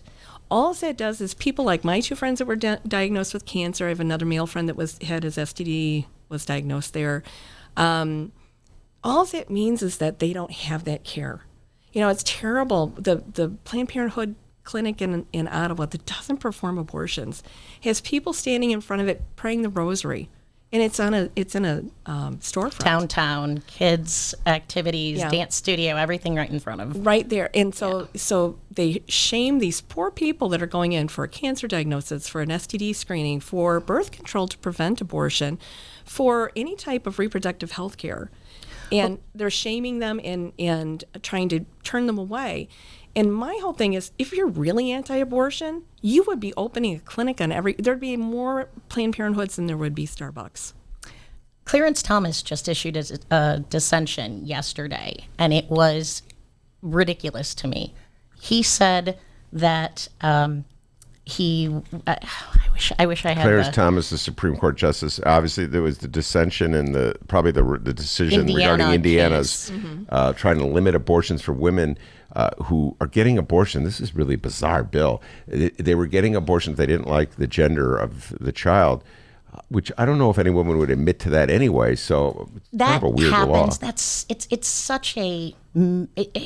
I've never even heard of it. I've been involved in women's rights and reproductive health care rights since I've the age of 14. I won't tell you how many years it's been. It's a long You're time. a lot younger than I am, so don't worry about it. I might fool you on that I one. doubt it. But anyway, go on. So I've never in a million years Yeah. ever even heard of selective abortions based on race, based on sex, based on, and that's what they're trying to say it's on. I really feel that is a dog whistle. There may have happened, but I really feel it's a dog whistle because I know mostly women. I don't know any woman that's ever done that. Yeah. Not one. So Thomas's dissent also laid the groundwork for prohibiting contraception. One of the articles was, I can't remember which article I was reading, but they were talking about how his dissent plays into the narrative that the Republicans have been building beyond the pro, birth movement, but also for contraception. So the wording that he used condemned the ability for women to have contraceptive rights. And to me, it's completely a control issue at that point. It All was right. completely a control So issue. we all know that's the strategy. We've talked about this many times on the show, not just with you, but with other guests, that ultimately the Republican strategy in passing all these measures, these restrictive measures throughout the South, throughout the country actually, is to force a challenge at the Supreme Court level, the Roe v. Wade, and hope that it gets overturned. Yeah. And then they could start outlawing abortion throughout the country. And the question I ask everybody who comes in here, putting aside your belief about this issue, all right, put on your political strategist hat. And I do not see, help me out here, how this is a winning issue for the Republicans in districts outside of fervently Republican districts. Now, you guys are a potential swing district. I know Kinzinger won it. What did he get against Sarah Day? Did he get about 58% of the vote? It's so gerrymandered. There is no way anybody can win. So. Well, you still should run against him anyway. Yeah. Just don't give him a bye. But is this a winning issue for the Republicans? I think it is in a lot of ways. It appeals to that evangelical Christian base. Patriarchal. Yeah. It also appeals to the big backers, the big donors. I mean, we talk about how nonprofits are tax exempt, but some of these religions, some of these churches are actually advocating for candidates and political policies. Mm-hmm. And they're not supposed to, or they're supposed to get taxed, right? So I think that what's going to happen is it appeals to that base, it appeals to the followers of those bases, and they need money to run. And where do they get the money? Well, it was always, way back in the day when it became the one issue voter and you would see the bumper stickers and stuff. And we would kind of write the religious right off as whack jobs, that one issue voters. Are you kidding me? Look at all the other issues. But if they can consolidate this voting block, it allows them to do other things like EPA rollbacks, like giving tax breaks to the wealthy, like allowing the grifter in chief to remain our president, and so on. Well, but it's a base that they. Do you think when this really started that they really wanted to have abortion rolled back? Because there's statistics that go along with that show a drop in crime that goes along with abortion being legalized. And that's a statistical fact, because the people who are impacted the most are poor people that don't have the same opportunities that other people have. You're talking about poor women, mostly unmarried women. You're talking, rural or very urban. Women. No, you're probably alluding to an article that was very controversial that ran, and I think it was. I want to give the right authors, and I just can't remember who did it. Can't think of their names.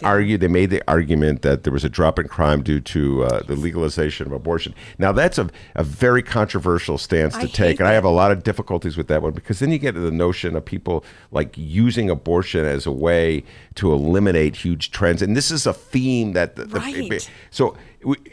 what I'm talking about is specifically the notion that somehow or other having a tight ban on abortion is an issue that will guarantee Donald Trump his return to the White House and the Republicans enabled to hold on to the Senate and to get back the House. And I just don't see that. I don't see that as the issue that Donald Trump gets a second term. I don't see him getting a second term, really, because I think there's other bigger issues that are going to derail that. And I think, taking a little segue here, Nancy Pelosi is building a slow, methodical case, and a lot of it is public opinion for that. But we have to realize that this base has been courted and fed and fear-mongered and dog-whistled till they're frothing at the mouth, and they see this as an end game. We know with what happened in Ireland when they put the ban in, how many women suffered and died in Ireland. And Ireland just reversed it. Ireland, who's largely Roman Catholic, reversed their stance on abortion and now they're going to have abortions paid by their public health care system. All right, another issue that's on the docket in Springfield, and I don't know where they're standing on it today, is the gambling issue and to expand gambling throughout the state of Illinois, a casino in Chicago, more gambling sites just throughout the city, throughout the state, an attempt to raise money. The state needs to raise money and to pay for its basic bills. So how does gambling play? Oh my gosh. Okay, I live in a really tiny town. There's 5,000 people in the town I live in, and I don't even live in town. I live out in the country. When it first was legalized for machines, every single bar, restaurant, there's every store, and there isn't a whole lot going on down there. And I would exclude like the big, couple of the bigger gas station chains, and Dollar General don't have them, but everybody else has at least a machine. And there was some ridiculous amount, like $2 million betted in that little town in the first quarter. Trust me, there isn't $2 million extra dollars in that town. I don't know, the level that may or may not have harmed people. But as far as gambling expansion, and I noticed you guys don't have storefront casinos here in the West Loop like we do out in Marseilles. Every little town in Will County, they're sporadic. Oh, see? And in Ottawa, you have your choice between probably a dozen. No. And Ottawa has 10,000 people, So when you, a dozen sites. Oh, yeah. So obviously there's not a lot of local opposition to gambling. Well, and here's the thing with gambling. And because we have Harrah's where we are in Joliet, so there's not any opposition out there. Well, and here's the thing about gambling here in Illinois. We tread this fine line like we don't gamble. The heck we don't. What is the lottery? What are all these machines? We pretend like we're so much above everything, that we're not Nevada, that we're not Las Vegas. For Pete's sake, people gamble in Illinois. I may not gamble, but other people do, and it's their money, and if it helps bring in revenue, I think that there's a lot of chance for overkill, because I know a lot of the machine owners, are people that have leased the machines out by me, are finding a downturn because now the newness is wore off. But we gamble in Illinois, and we need to take stock in that, and quit pretending we don't, Well, it's an interesting thing. It's one of my favorite topics. I'm going to drag you guys into it. I understand we gamble. I understand people love gambling. I also understand it's a problem. Yes. And that it could really destroy someone's life. It can mess up a family. Yeah. I realize it's a vice. And we tax vices. We legalize them, and then we tax them because we know how we pay our bills. It's a very regressive way to pay bills. Exactly. Of all the reasons why I favor legalizing marijuana, getting the money for it is probably at the bottom of the list, because Agreed.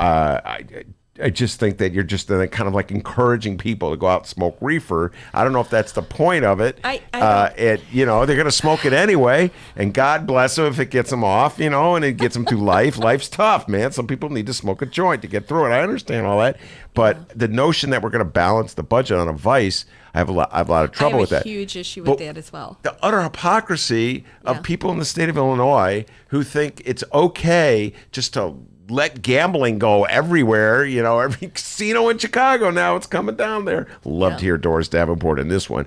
The casino's coming to Chicago, but marijuana, we got to go slow. Something's wrong. So it's like, what? Like, some vices are good, like liquor. Like, nobody's saying anything about abolition. Yeah, I mean, abolishing liquor, right? We tried that. Yeah, we tried. Didn't work. We tried the war on drugs. That didn't work either. Today on the House floor, I don't have the representative's name in front of me, but he was a Republican representative who was against the bill as it's going on. The marijuana bill. But not the gambling bill. Yes. All right, okay. And he, at the end, said, I want to leave you with a visual. Okay. He picks up an egg. Oh. I'm not exaggerating. I'm not making this up. And says, this is your brain. Cracks the egg onto a frying pan, cold frying pan, and says, this is your brain on drugs. Remember that And commercial? cedes his talking. From the 80s, the war on drugs commercial. Dang, man, that's like lost my that mind. Reefer Madness movie we used to see in high school. We were listening He to said the that. Did he say anything about the effect alcohol might have on his brain or his liver or his kidney or whatever? Children, because they might have access to marijuana. And the thing is, Here's your brain. Maybe your brain is an egg. I'd like to think my brain's a little more substantive than an egg. well, and especially into a cold frying pan, I think you really missed an opportunity not bringing a hot plate. But beyond that, this is a 40-year, 30-year-old campaign that he's bringing back. Are you nuts? So, okay, there we go. In your neck of the woods is an appeal to voters to be afraid of a marijuana legalization law by alluding to an egg on a frying pan. Is that an effective tool to win over voters? No. because out by us, we do have a marijuana dispensary, one in Ottawa and one in Morris. And they're, my husband is allowed to have medical marijuana. He's decided not to do it at this point for a lot of different reasons, but he's got his high levels of pain from a back surgery. So trying to get him to navigate it without opioids, it's been, a challenge, but we get it done, So the thing is that I've been in both dispensaries, especially when I was running, became very friendly with the dispensaries, understand what they're doing. I had to educate myself on it because I didn't have any background to go with. For people like me and people who don't smoke dope, probably not going to take it up.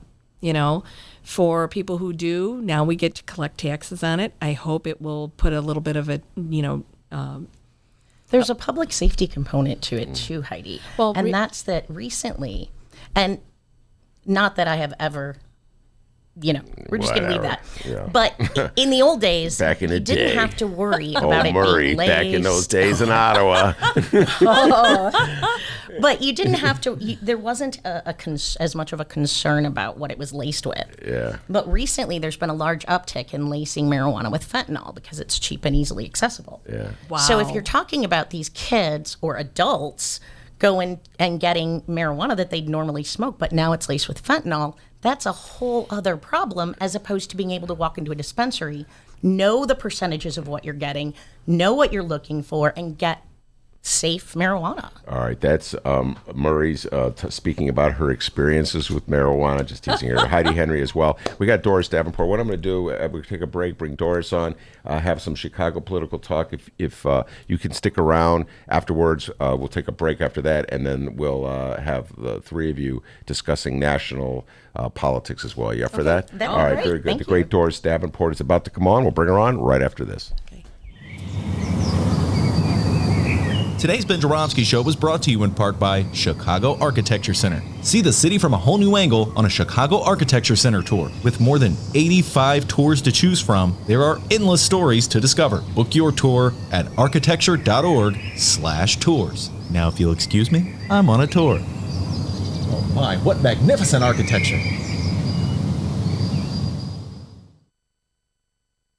Hey everybody, what you're about to hear are the piano stylings of Jeff Manuel. Man, and listen to Jeff go. Jeff Manuel has been playing piano around Chicago for years. He's played for conventions, for celebrities, played in basement bars with blues bands. He's played at prestigious social clubs, fine restaurants, and in the intimacy of private homes. Book Jeff Manuel at jeffemanuelpianist.com. Don't worry, I'll spell his name at the end of this commercial. You know what Chicago Magazine said?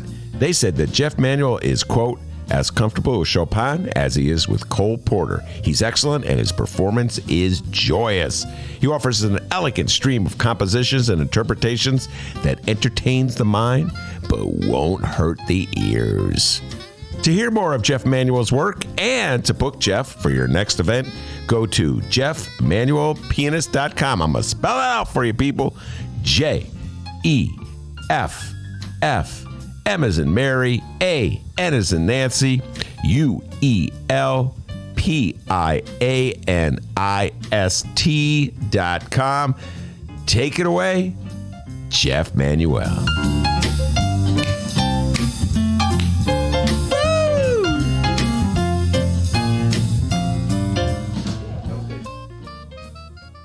That Ben Joravsky loves Jeff Manuel, the pianist. And who doesn't? He's an amazing pianist. Book Jeff Manuel right now, jeffmanuelpianist.com. All right, today's Ben Joravsky Show is brought to you in part by Green Element Resale.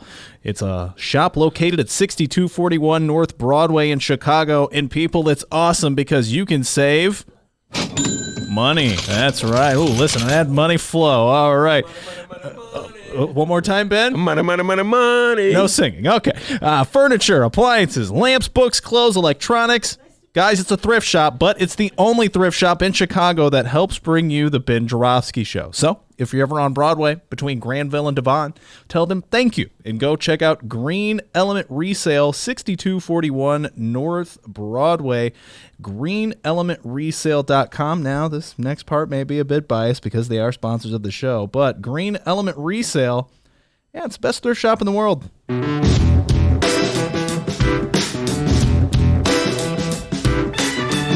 Welcome back to the Ben Joravsky Show, live from the Chicago Sun-Times. Yes, indeed, we are live from the Chicago Sun-Times. Heidi Henry is still in the building. Marie Briel is still in the building. We'll bring them back on to have a larger discussion about national politics in a bit, but I welcome to the mic the great, the legendary Doris Davenport, host of the Doris Davenport Show. Welcome back, Doris. Thank you so much. How are you, Ben? I like the way that sounds. Yeah. What, the headphones sound good? Yeah, this is different. Yeah. Is it? It's good different or bad different? Oh, it's a very good different. Oh, okay. I like that. I think the last time Doris was on, there were some issues with the headphones. Yeah, it was like clicking or something, right? Yeah, I fixed it. And it was not Mr. Precious. Oh, is Mr. Precious Love here? Yeah. She always brings her dog. Mr. Here. Precious, named after a Jerry Butler song, even though he's not. I always name him that. You got an update before I bring Doris on? Absolutely, I do. No updates on the City Hall Brawl between Mayor Lori Lightfoot and Alderman Ed Burke. Ben, watch out. Whoa, my. It's getting intense. Yeah. No updates yet. But here's an appropriate story to discuss with our guest today. One guest lives in the city of Chicago, the other outside the city. And you know, Illinois really does seem to be a tale of two states at times. And the following story from the Dispatch Argus out of East Moline, Illinois, further proves this point. Ben, you ever been to East Moline? I don't know. It may have been. You should go sometime. You should go sometime. I got these issues when I leave the boundaries of Chicago. I'm getting nervous. Our guest Heidi Henry's been to East Moline. Anyway, Doris, you ever been to East Moline? Never. Okay, there you go. Got to give it a try sometime. All right, here. So the article in the Argus Dispatch of East Moline, it says here, State Rep Tony McCombie, Republican out of Savannah, Illinois, has signed on as co-sponsor of a bill. And yeah, we got the recreational reefer bill. We got the gambling and fair tax bill. But McCombie signed on as co-sponsor of a bill that intends to kick Chicago out of Illinois and make it the 51st state of America. Okay. House Resolution 0101 appeals to the United States Congress to sever Chicago from the rest of Illinois. The bill was introduced by State Rep Brad Halbrook, a Republican out of Shelbyville, on February 7th. McCombie signed on as co-sponsor April 11th. McCombie admitted that it's more of a message than anything. Speaking on the bill, McCombie said, quote, That's a bill that's been around for years. It's a political bill. I didn't think much of it, and all of a sudden it's getting all this play. It's about reminding Chicago and Cook County legislators that there's more to Illinois than just Chicago. It's just a statement. I understand the good things Chicago brings to Illinois. I just want to remind them that there's a whole lot more to the state than just them. I agree with him 100%.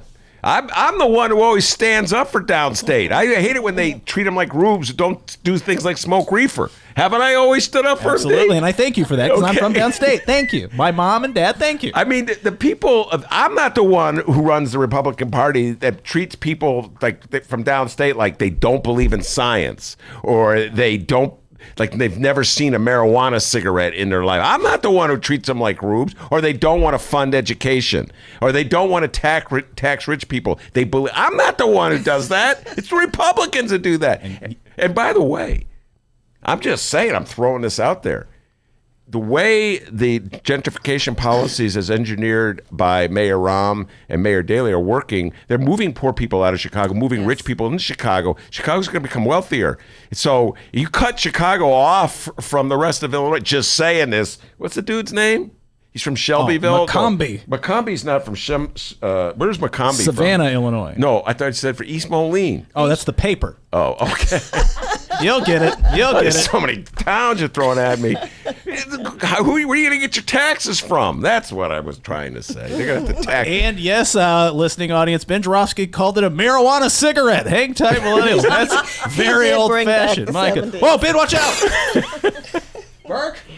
That is some funny stuff, man. I'll tell you what. All right, Doris Davenport. What do you think about taking Chicago out of the state of Illinois? Yes or no? Are you in favor of that? No, I'm not in favor of that. Yeah, I mean, it would be so boring. This would be the most boring state in the entire world without Chicago. I mean, they'll have nobody to talk about. Yeah, Right. And no teams to root for or anything like that. Really? All right, now, I have not had a chance to talk with the two big issues, local issues. Doris Davenport is the host of the Doris Davenport Show on, I'm going to say it, WCPT every Saturday. WCPT, where I once Way to go, worked. Ben. Way to go. Okay, I'm working on it. Good for you. And by the way, I got to give a shout out to my girl, Lady B. Got a nice promotion, I heard, at WCPT. Yes, you did. There's a lot of good people at that radio station. Yeah, and yeah. People who run it don't know what they're doing, but the people who work there are really good people. And I got to give a shout out to Lady B. She got a promotion, so good for her. Yeah. All right, she's your producer too, wasn't Well, she was up until this promotion. Okay. So she's going to be in the morning. And by the way, check me out. I'm going to fill in Tuesday morning. Yeah. All right. Look at all this love I'm showing WCP. You're fired. I don't know if we're to the go check it out phase for Ben. No, I'm not. I got a ways to go, Doris. A ways to go. I'm working on things, okay? Working on things, all right? Okay. Maybe smoke But some look at marijuana. you. That'll help me get through it. Look at how you're growing by Come leaps on, and bounds. look at me, I mean, all right. my goodness. All right, so anyway, I haven't had an opportunity to talk to you about Mayor Lori Lightfoot. You were there at the inauguration. Yes, I saw you. I saw you on YouTube. You did? Yeah, you were Yeah. in the audience standing up. I was like, oh, Doris Davenport. Oh, my goodness. Did you see Mr. Precious? No, I did not. You brought the dog to the Of course, inauguration? he wanted to see. She brought the dog to the Bulls game once when we went to a Bulls Yeah, game. he goes to the Lyric Opera House. Is that right? He goes everywhere with me. Okay. Anyway, it's a very well-behaved dog. So Lori Lightfoot's inaugural speech, then Lori Lightfoot comes in and smacks Ed Burke around. First, she kind of smacked the whole city council around. So what's your feeling about Lori Lightfoot these days? That's a bad girl, let me tell you. Talk about badass. That's a bad girl right there. First of all, I think I said this. Well, we haven't talked since the inauguration. So do you remember when she was talking and she announced that the first thing she was going to do was to execute an executive order that eliminated aldermanic prerogative? Yes, I do and remember then that. she swirled around Yeah. like a Baptist choir director, Yeah. and she motioned for everybody on the council to stand up. Yeah. And they obliged her. They stood up. Because they had no choice. They had no choice. But I mean, she is really coming out, taking the gloves off. So you're She's not impressed? even- I can't remember. Well- Now, I've had so many conversations. Were you pro Lori or pro Tony in the? I just cannot remember. Yeah, I supported Tony. Okay. And the whole time, I was one of the people that really felt like I didn't see Lori's path. Mm-hmm. Now, did I know what Lori is capable of? Yes, but I did not see her path. I didn't see the energy. I was I mean, she talked about her own campaign staff and how they really didn't think that she was going to be victorious, yet they stayed with her. And so she shocked me. I said, whoa, she did it.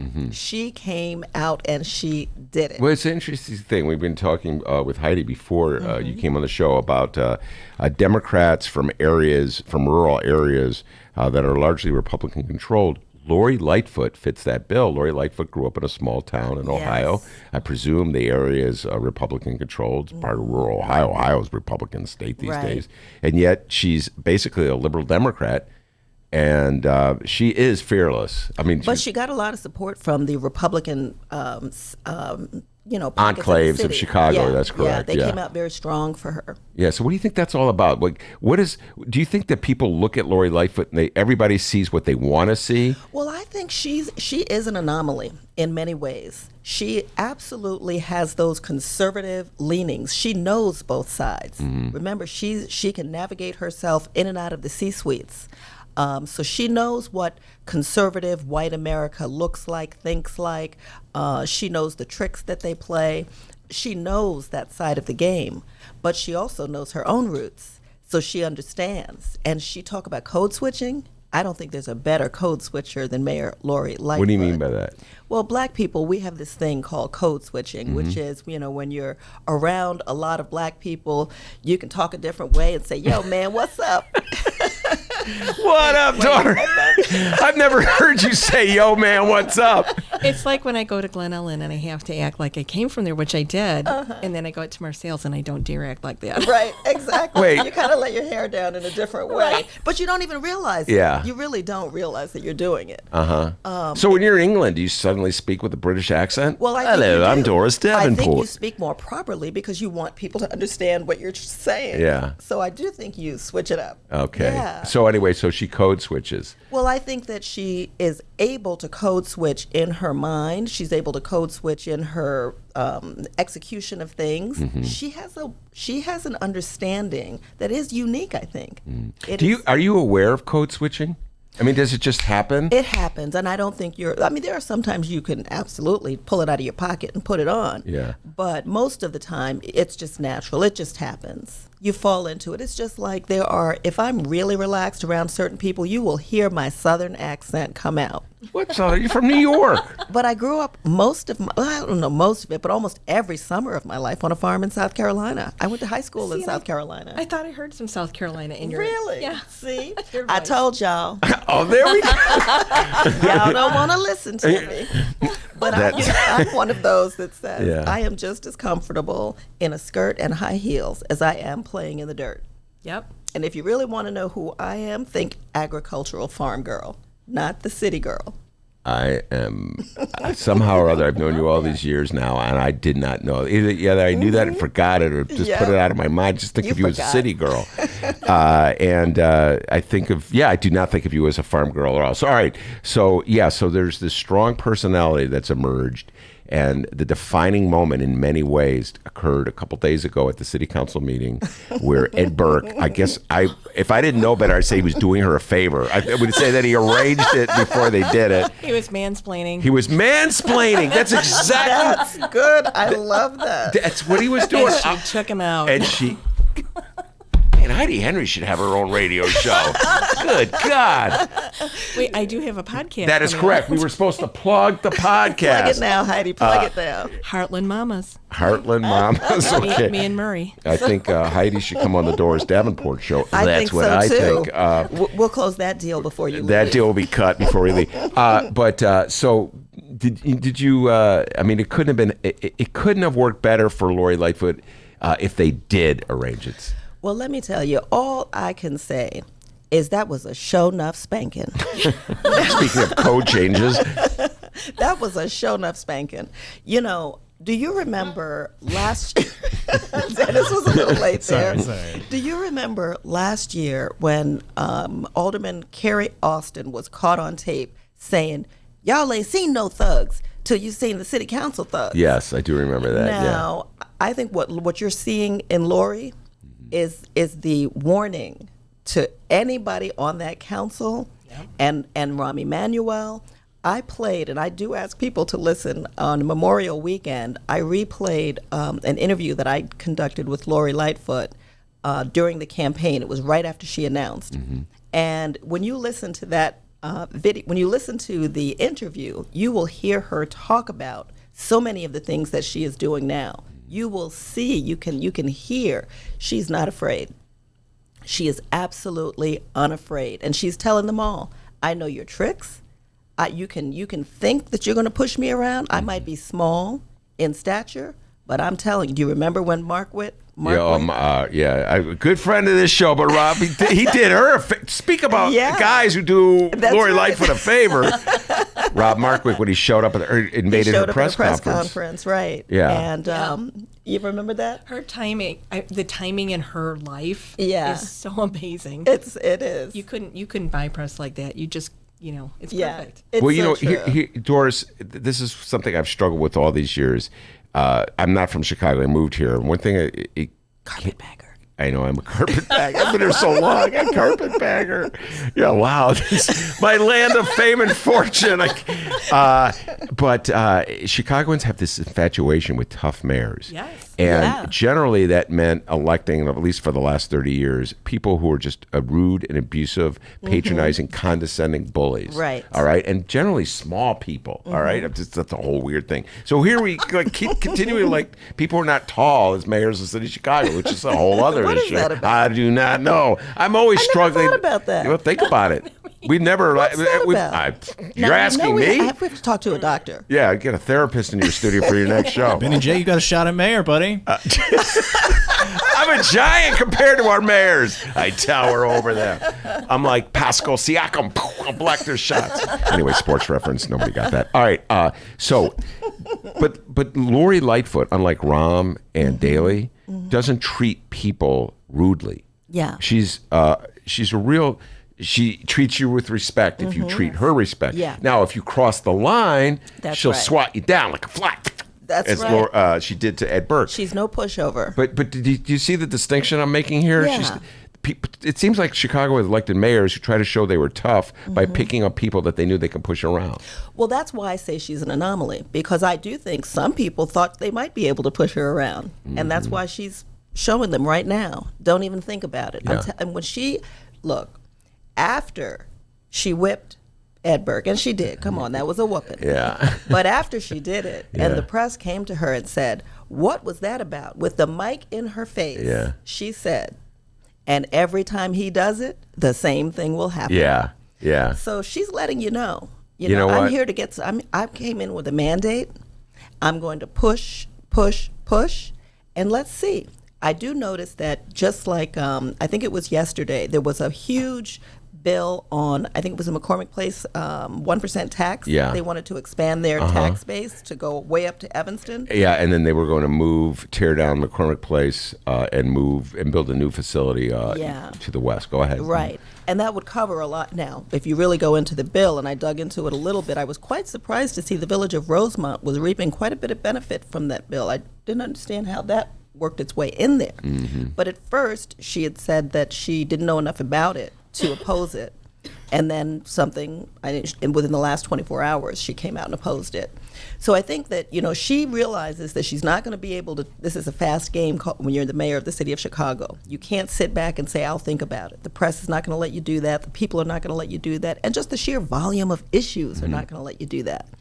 And she's finding that out with this crime situation, with all the gun violence. Yeah. I mean, everybody was kind of on pins and needles for Memorial Day weekend. What's going to happen? She got out there in the street. She was going from hot button neighborhood to hot button neighborhood, spending time with the police to, kind of talk to them about what's going on. And she got a dose of, what was it, 42 people shot? I think it was 40? 7 dead? Yeah, I thought it was 34, but I don't know. I'm doing it off the top of my head. Yeah. Dennis just sent me a note here that the House, was it the House or the Senate? The House passed. The House passed the marijuana legalization. I call it a reefer bill. Doris and I don't completely.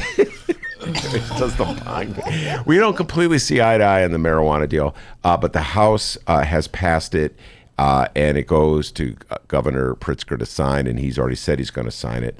I applaud it. What's your general reaction to this? Well, my fear, my concern about it is always safety and really the development of the young people that are going to be utilizing it. So I do think it is something that's going to have to be heavily regulated.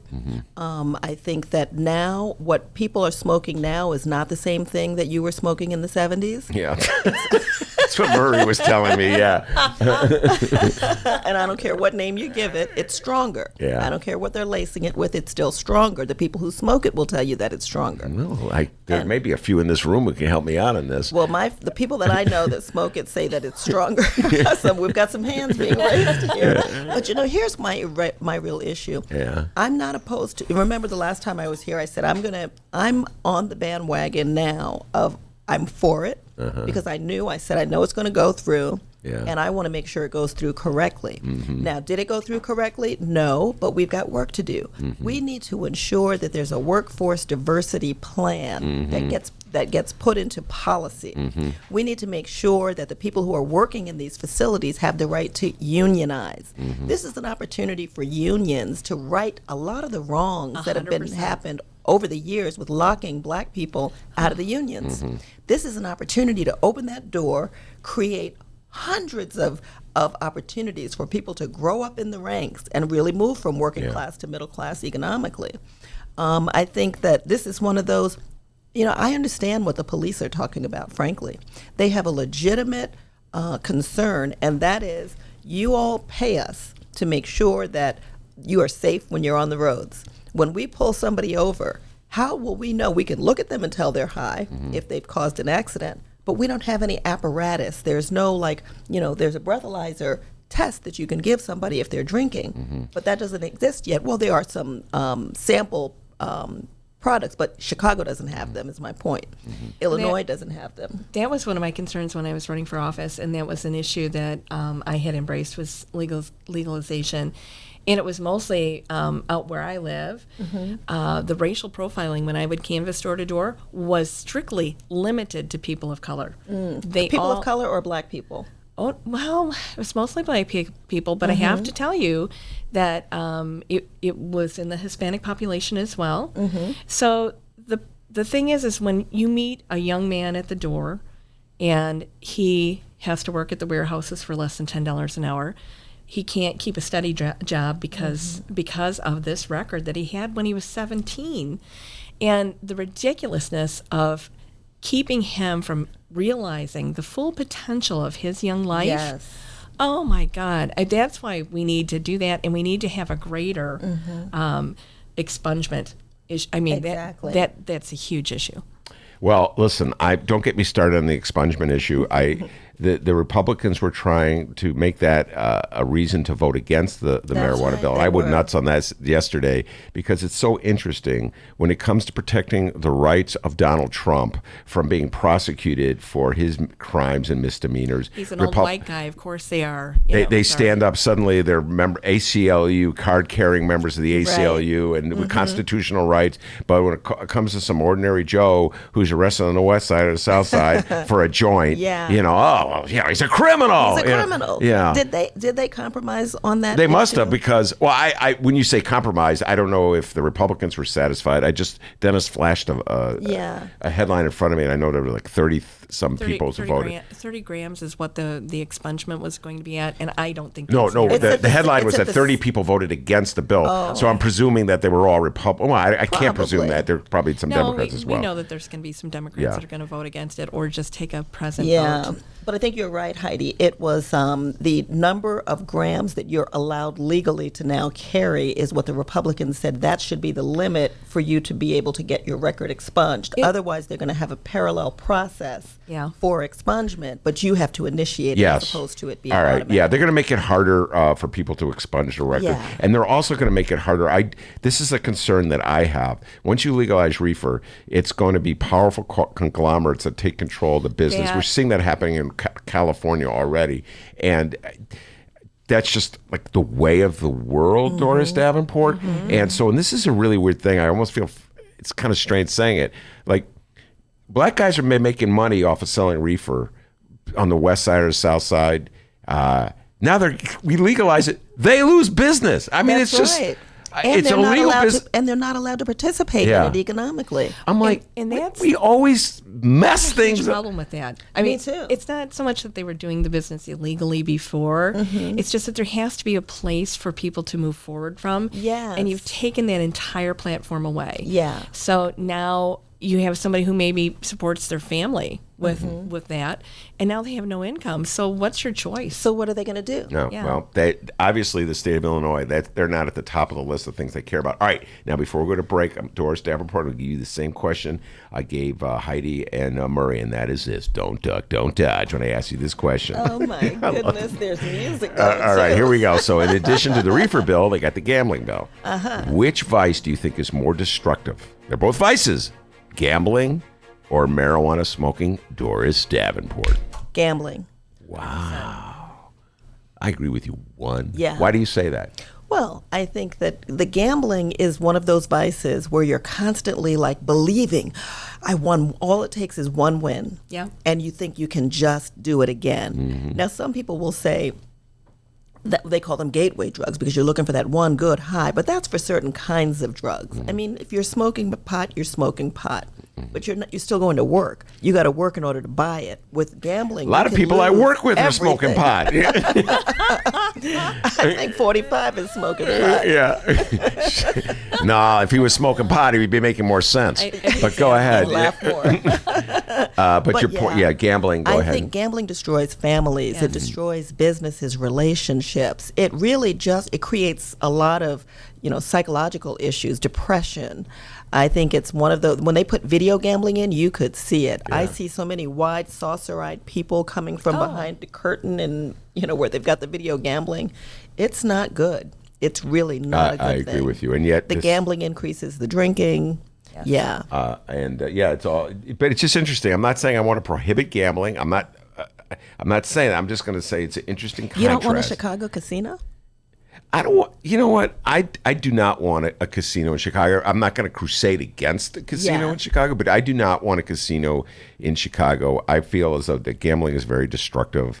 And I feel as though I'd rather legalize a reefer and get the money off a reefer than to go to the gambling route. I agree. There's too much gambling. There's so much gambling in the city of Chicago as right there now, is right now. But they want a Vegas-style O'Hare Airport. Yeah. So I'm not feeling that. But I hope Lori's not feeling that. Well, I got a feeling we're going to get gambling and we're going to get a casino. And I just think it's the way they see it's a vice. They see people are in deep. We did a show last week. Chris Buddy was on. He's a filmmaker. He's a really great documentary, Doris. When it comes out, I urge you to check it out. It's about how the casinos, the big time casinos, the whole thing is rigged so they win. So when you get a card player who has mastered the game of blackjack and has figured out how to count, this is what the documentary is about, card counters, they see that, they see they're winning, and they kick them off, they ban them. Somehow they have the right to ban. That's right. How is that fair? If we have predatory lenders that have figured out how to hook people to get them to give their paychecks in order to get a payday loan, right? We don't kick them out. Yes, absolutely correct. Oh, don't get me started on payday loans. That is Heidi Henry. We have Doris Davenport. We're going to take a break. We're going to come back. We're going to broaden the discussion. We're going to talk some national Democratic politics and Donald Trump impeachment. Going to give them the impeachment question, see what their position is on it when we return. Cirque du Soleil's Big Top comes back to Chicago with its latest show, Volta. Venture into a captivating voyage of discovery inspired by the adventurous spirit of freedom, where a surge of action sparks a high-voltage journey. Volta. Playing May 18th through July 6th under the Big Top at Soldier Field. Tickets at CirqueDuSoleil.com. Volta thanks their partners Hennessy Black and Champagne Nicolas Fayette.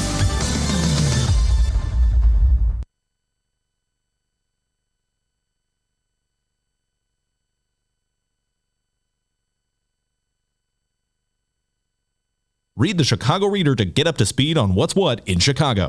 Culture, food, arts and entertainment, weekly concert listings, weekly event listings, the environment, travel. I can continue, but you get the point. And for all of you Chicago political junkies, raw weekly columns on real city politics from Maya Dukmasova and our very own Ben Joravsky. The Chicago Reader, free to the public in newsstands throughout the city and online at chicagoreader.com. Read it now and be a more informed Chicagoan. All right, everybody, it's time now to talk about Ben's favorite store. Unfortunately, it's going out of business. I know it's sad. After 5 years in Andersonville, Murray and White have made the difficult decision to close their doors. But everything in the store is on sale right now. Notable sale items. Now you may need to call Murray and White before you go if you're into candles, okay? Because our host, Ben Joravsky, may have bought every single candle in this Murray and White building. My God, he loves candles. I love them. What's your favorite scent? Peppermint. Oh, I just threw that. I have no idea. He's a peppermint candle man. I don't even know if that's Is a that thing. available not at Christmas? I- Is it all year? It was the only thing I could think of, Marie, at that very moment when he asked. Peppermint. He loves peppermint candles, guys. All right, Voluspa Nest. I know what's going on your Christmas list. Peppermint candles. Voluspa and Nest fragrance brand candles are 20% off. These lines can rarely be found on sale, so while 20% isn't the largest discount, lovers of both these popular candle lines like Ben have been buying them up. All rugs 30% off in store and new orders through June 1st. All floor samples, that's tomorrow, by the way, guys. All floor sample furniture is 30 to 50% off. Antique furniture pieces 40 to 50% off. Pillows 40% off. Picture frames 40% off. Jewelry 40 to 50% off. I can keep going here, guys, but I think you get the point. Damn near everything in this store is discounted very heavily, okay? And maybe, I don't know about the candles. You got to call Murray and White and see if they got the candles. Ben may have bought, especially all the peppermint ones. All two of them, or zero, I don't know. But store fixtures and lighting also on sale. Once again, Murray and White, after 5 years in Andersonville, have made the unfortunate decision to close down their doors. But everything is on sale. Go check it out.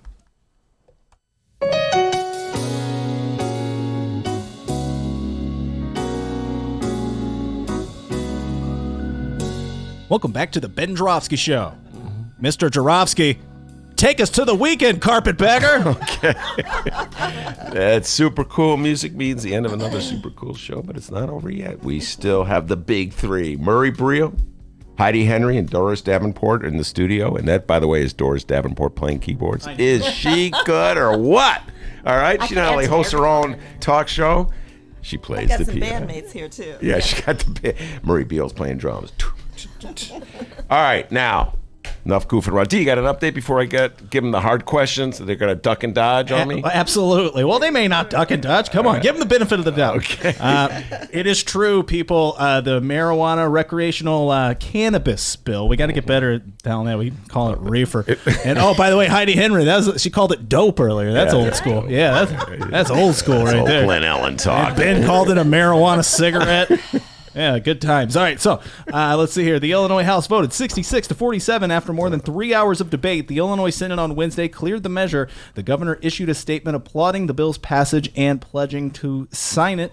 Let's see here. While there are giant swaths of criminal justice and social equity reforms attached to the measure, including giving a second chance to thousands of people convicted of marijuana possession, practically speaking, it will allow Illinois residents over 21 to buy cannabis from licensed dispensaries as soon as January 1st. All right, listen. Wow. I can see the articles coming out. I presume Pritzker's. But by the way, one point I have to make: Pritzker, I presume, will sign it. Was 66 to 47. It did not have the supermajority to beat a governor's veto. It just goes to show you the difference of life in Illinois with a Democratic J.B. Pritzker as opposed to a Republican Bruce Rauner. They don't have to remember the old days. Government, the veto. Right, do they have enough to beat the veto? So it's an interesting thing. And I'm sure in the next couple of years, there will be many articles in the paper about how the expungement stuff's not working. People are still getting screwed with these old records. Powerful corporate interests are taking over the marijuana. I'm just thinking of all the controversies that'll emerge from this. But I will say this now. My humble opinion, any move to end the war on drugs, I welcome. Yes. Even though I know it's not perfect, the war on drugs was a disaster Horrible. And so I think this is When a you good. declare a war on anything, isn't it pretty much a disaster? Yeah. Right? You know, I mean, let's say war on poverty. We didn't do much there. Yeah. War on drugs. That was bad. Yeah, better metaphor. Is that your point? Yeah, use a better metaphor. Yeah. All right, now let's get down to business Wait, here. did someone say Bruce Rauner? Oh, wait. Snakes on the Yay for our teachers. She wanted the snakes one. You got I got that one. Oh, that was Bruce Rauner in the old days, talking about the snakes, my favorite pet, snakes. Oh, And I love that my mom hated them and threw them on her every chance I got. Yeah, All right, we're going to play it before the show ends. Oh, my God, I haven't heard that one. All right, everybody comes on the show, has to answer the impeachment question. Don't duck, don't dodge. We'll go with Heidi first. We'll go right down the row. Should the Democrats impeach President Donald John Trump Heidi Henry? 100%. But I want to give Nancy Pelosi time to build the case and the court public opinion. All right. I say impeach, impeach, impeach. Now, you know I love Nancy Pelosi. Had the great opportunity to stand with her and meet her when she was here 2 weeks ago with Jan Schakowsky. I did not know that. Yeah, I have to show you my picture. And I have to tell you, I think she's doing the right thing. She withheld for so long. She simply said, I'm not for impeachment. And that was her smartest thing because it threw Donald Trump off guard. Yeah. He just kept doing what he does, and now she's building her case. But I do think it's the Democrats' only chance of winning in 2020. Wow, we'll get to that one. I'm going to write that down. Marie, what's your thoughts? I agree with the ladies. I think that it's definitely the path we need to take, but I really do like Nancy's controlled, measured approach. So what she's a political genius. Yeah, she's fantastic. And what she's doing is she's allowing citizens to apply that pressure to their congresspeople, who are then applying it to her so that it's not coming from the top down, it's coming from the bottom up. Everybody knows I love. Dennis teased me how much I love Nancy Pelosi. Oh, God, he loves her, guys. I just think she's playing the game so well. Doris, what you said, the Democrats' only chance to win. Expound on that. Well, we have so many candidates in the race that you can easily see how the vote's going to be split so many different ways. And if the Electoral College, which is still the system that we have, we need a majority number of votes in the end, but even to get through the primary, we need to be able to hear the messages. I do think that I'm happy about the number of people that we would not have expected to make it to the debate stage. They have the threshold of how many individual donors you have to get, how much money you have to raise. There's some people, and I don't want to jump the gun if you're going to talk about candidates, but there are a couple We'll get to those, yeah. Yeah, so I'll wait then. There are a couple of candidates that are going to be on the debate stage that nobody's talking about now that I think we're going to be surprised to hear from. But if we don't start that impeachment now, even with his base, his popularity, it's going to grow. And I think it's going to be a problem for Democrats. What will grow? His popularity will grow? His popularity will grow because if Democrats don't flex their muscles now, they're just going to look like they're a lame party that's just not willing to stand up and work for the working class. You're not worried about it backfiring on us? No, not if we build the case. Right, if we build it from the ground up. Yeah. I mean, you think you're can't right. do it if you don't have the case. But I think that Mueller coming out and saying, if we thought for one moment that he was innocent, we would have said so. Well, by the way, that was beautiful. You guys did it in unison. It's just met each other. You're already finishing each other's sentences. It usually takes 30 years of a marriage to get to that point. But Not with girls, not with women. Okay. We click way quicker. We do. But by the way, now we get to the Mueller issue. What is with Mueller? Can he just say something straight? I think he's really impinged by the letter of the law, and I think he's crafty like a fox. So he's using the words he needs to use to stay within the matrix that the DOJ has put forward. So did you girls read the Mueller report? I did. Some of it. Oh. Well, you have it right here if you want it. I just pile of newspapers. And Audible has it for a free download for those that like to listen to things as they go to sleep. But although it's a little horrifying. But after you read that and you understand, everybody's like, why didn't they just say it? Why didn't he just say it yesterday? Well, he can't. He can't, because the DOJ has policy, and he has to stay within that policy. And the reason he's doing it, I think, is because he wants to make sure that his words aren't spun against him in the process. So he's making sure he follows the exact policy and letter of the law so that they can't use his testimony to undo it. Go ahead. Oh, no, go ahead. It's frustrating, though, that we follow the letter of the law when so many others, including 1600 Pennsylvania Avenue, do not. They're impugned. There's no law that they can't violate. And yet we have to be so careful with what we're doing. I think that there's a little bit of Mueller doesn't want to make any claims within those policies, but I wish that he would, because what he says, great, he did say there's no, if we thought he wasn't guilty of the crime, we would have said so. But at the same time, there's this ability to wiggle with what he said. When you looked at the Twitter feeds and you looked at people's responses. Yeah, that's what I was getting at. It goes to showing that the same two speeches that you heard during his press conference got very different responses from both sides. But I think he gave Nancy what she needed in order to get the legislators to, because they're the ones that have to be like gung-ho ready to do this and do the work in the committees to make these investigations, to start them. And I think he did that, by him telling them, it's your job now. I gave you what you need. You hear so much about them getting reports, the legislators that are 300, 500 pages. They don't have time to read them. Most of the time they don't. They look at their person that they trust and they say, should I vote for this? And they do. But this is one where Mueller is saying, I gave you everything you need, but you're going to have to read that report. I love that. I love that. You have to read it. I mean, he's giving you a mandate. Yes. Well, I think the most concerning thing for me about listening to his press conference is how he addresses the Russian interference. And that is something that while we have been focusing on Donald Trump, we've been focusing on impeachment, the Senate won't allow us to get any money to fund, cyber protections. But the problem is that we're missing that big boat. And I'm wondering if we're not willing to pursue impeachment, can't we pursue the investigation into what actually happened, what actors there were, why there are no sanctions for those that participated? To ensure they won't be back in 2020, because he said they're here. They are here. He said they will. Well, they worked well for Donald Trump in 2016, and he encouraged them. Yes. Remember that? He encouraged them. And then lied that it wasn't Russia. It wasn't Russia. Putin said it wasn't Russia. Yeah. No, I do believe impeachment will happen. I do agree with you that Nancy Pelosi is playing this like a maestro. I know. But I'm just gonna say I think there's something. Mueller is just one of those guys who just can't. Heidi, I just have to say I'm not ready to sign on that he's a genius. I just think he's one of those guys who can't say something straight. Is the sky blue?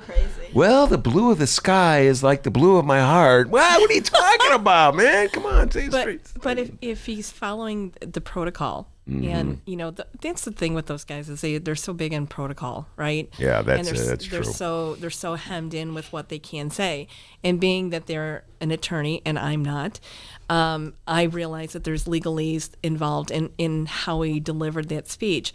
But we also know when we talk about impeachment, we're pretty sure the House is going to impeach him. We know that Mitch McConnell will either never call it onto the floor of the Senate, or if he does call it, it will fail in the Senate. Wait, can you not call? I mean, if the House impeaches someone, look at the stuff he's sitting on now. He can delay and Wow, delay. It's still a and vote. delay. It's still a something that they can decide we're going to vote on. And we need to Coogan in. We have a House lawyer that will come in and settle this one right and once and for all. Jim Coogan's coming in next week. All right, now Donald Trump would like to weigh in here. Sorry. No collusion. Well, if you say so. All right, now you were suggesting earlier, Doris, that there's some candidates worth talking about. So let me throw out this one to you. Mostly in the show, I talk a lot about Elizabeth Warren, and I talk a lot about Bernie. I voted for Bernie in 2016. I'm really impressed with Elizabeth Warren now. Who, in your humble opinion, There's 23 of them. Are there? Now here's the cheat sheet. If you need to go to the cheat sheet, 40 by now. who are some of the candidates we should know about that we don't know about? Well, who wants to go first? I don't I'll care. go first. I think there's one voice that you don't hear a lot about, but I think she's going to surprise a lot of people, particularly on the debate stage, and that's Marianne Williamson. Marianne Williamson, people will right now, when they look at her and they look at her background, they're going to say, oh my goodness, she's that California la la la la do do do do do, because she was Oprah Winfrey's spiritual guru. That is correct. But this woman knows her stuff. Yes. She can hang with anybody, currently elected or not, when it comes to everything from foreign affairs to domestic issues to budgets. She knows her stuff, and I think she's going to shock a lot of people. She's going to become a contender, I believe. So that would be one. That would be the one you would do. Well, and I agree. She's a fascinating person. I've been able to listen to her speak a few times, and I think one time here on the Oprah Winfrey show, way back when she had a show. So, but it's officially over now. I know. Did you hear? So, and she is a fascinating person, and of course, Mayor Pete, he's amazing. I think that he does get a lot of press, and I love how he gets up in Donald Trump's face. I mean, but for me, it's like, and he's raising a whole lot of cash. I love that. To me, Warren and Harris are the two women I'd like to see come through. I hate to say it. I have a feeling it's going to end up splitting, and we'll end up getting Uncle Joe, which is fine. That was my next question, but finish your thoughts. Okay, so here's me. I'm a vote blue no matter who on this issue. Okay. We just want a Democratic president. All right. We Low just. food. I like that. I agree, but we've done that for so long that we just want a Democrat. We just want a Democrat, and we have Democrats that are passing laws. But the alternative is. I get it. Yeah. So that's why. I mean, and I was a Hillary supporter, not a Bernie supporter, which I always forget that. Yeah, I know. And I know it sounds weird as a progressive, but I always tell you that feminism, sustainable feminism, must come before sustainable progressivism, because women, by and large, are more progressive in our actions, not so much our words, but always in our actions. And when we don't have sustainable feminism, progressivism dies in the darkness, just like FDR, like the New Deal. So one bite at a time. But Bernie does not fascinate me. A lot of the things he says fascinate me, but I see if we do end up getting Uncle Joe, which is where I was heading with it, I'm fine with it. Not my choice. I'm fine with Bernie. I'm fine with anybody, and because we have to get the orange monster out of 1600 Pennsylvania. We just have to. So what's your thoughts about I call him Grandpa Joe. She calls him Uncle Joe. I'm a Biden lover. So I'm one of those women that I am not about to jump on that bandwagon. I have a picture, which I'm going to find for you, of Uncle Joe with his hands on both my shoulders. You see his wife standing standing nearby. By there. And he is just the warmest, nicest guy you ever want to meet. And all those conversations that people have, of course, you believe the woman if she really has a story, but all the rumor and innuendo that, he holds your hand too long, or you never get that creepy feeling that every woman knows when a man is doing creeping. Creeping. Yeah. creep. Yeah. He's not that. Well, what about his stands from the 90s, remnants of the 90s, like on the crime bill, et cetera, the Clinton crime bill? Does that not bother you? Well, no, it doesn't, because I think that he has evolved in ways that you just... Exactly. Right before your very eyes. Mm-hmm. The years that he spent with Obama, you got a chance to see his evolution right in front of you. Exactly. And he is not the same person that he was then.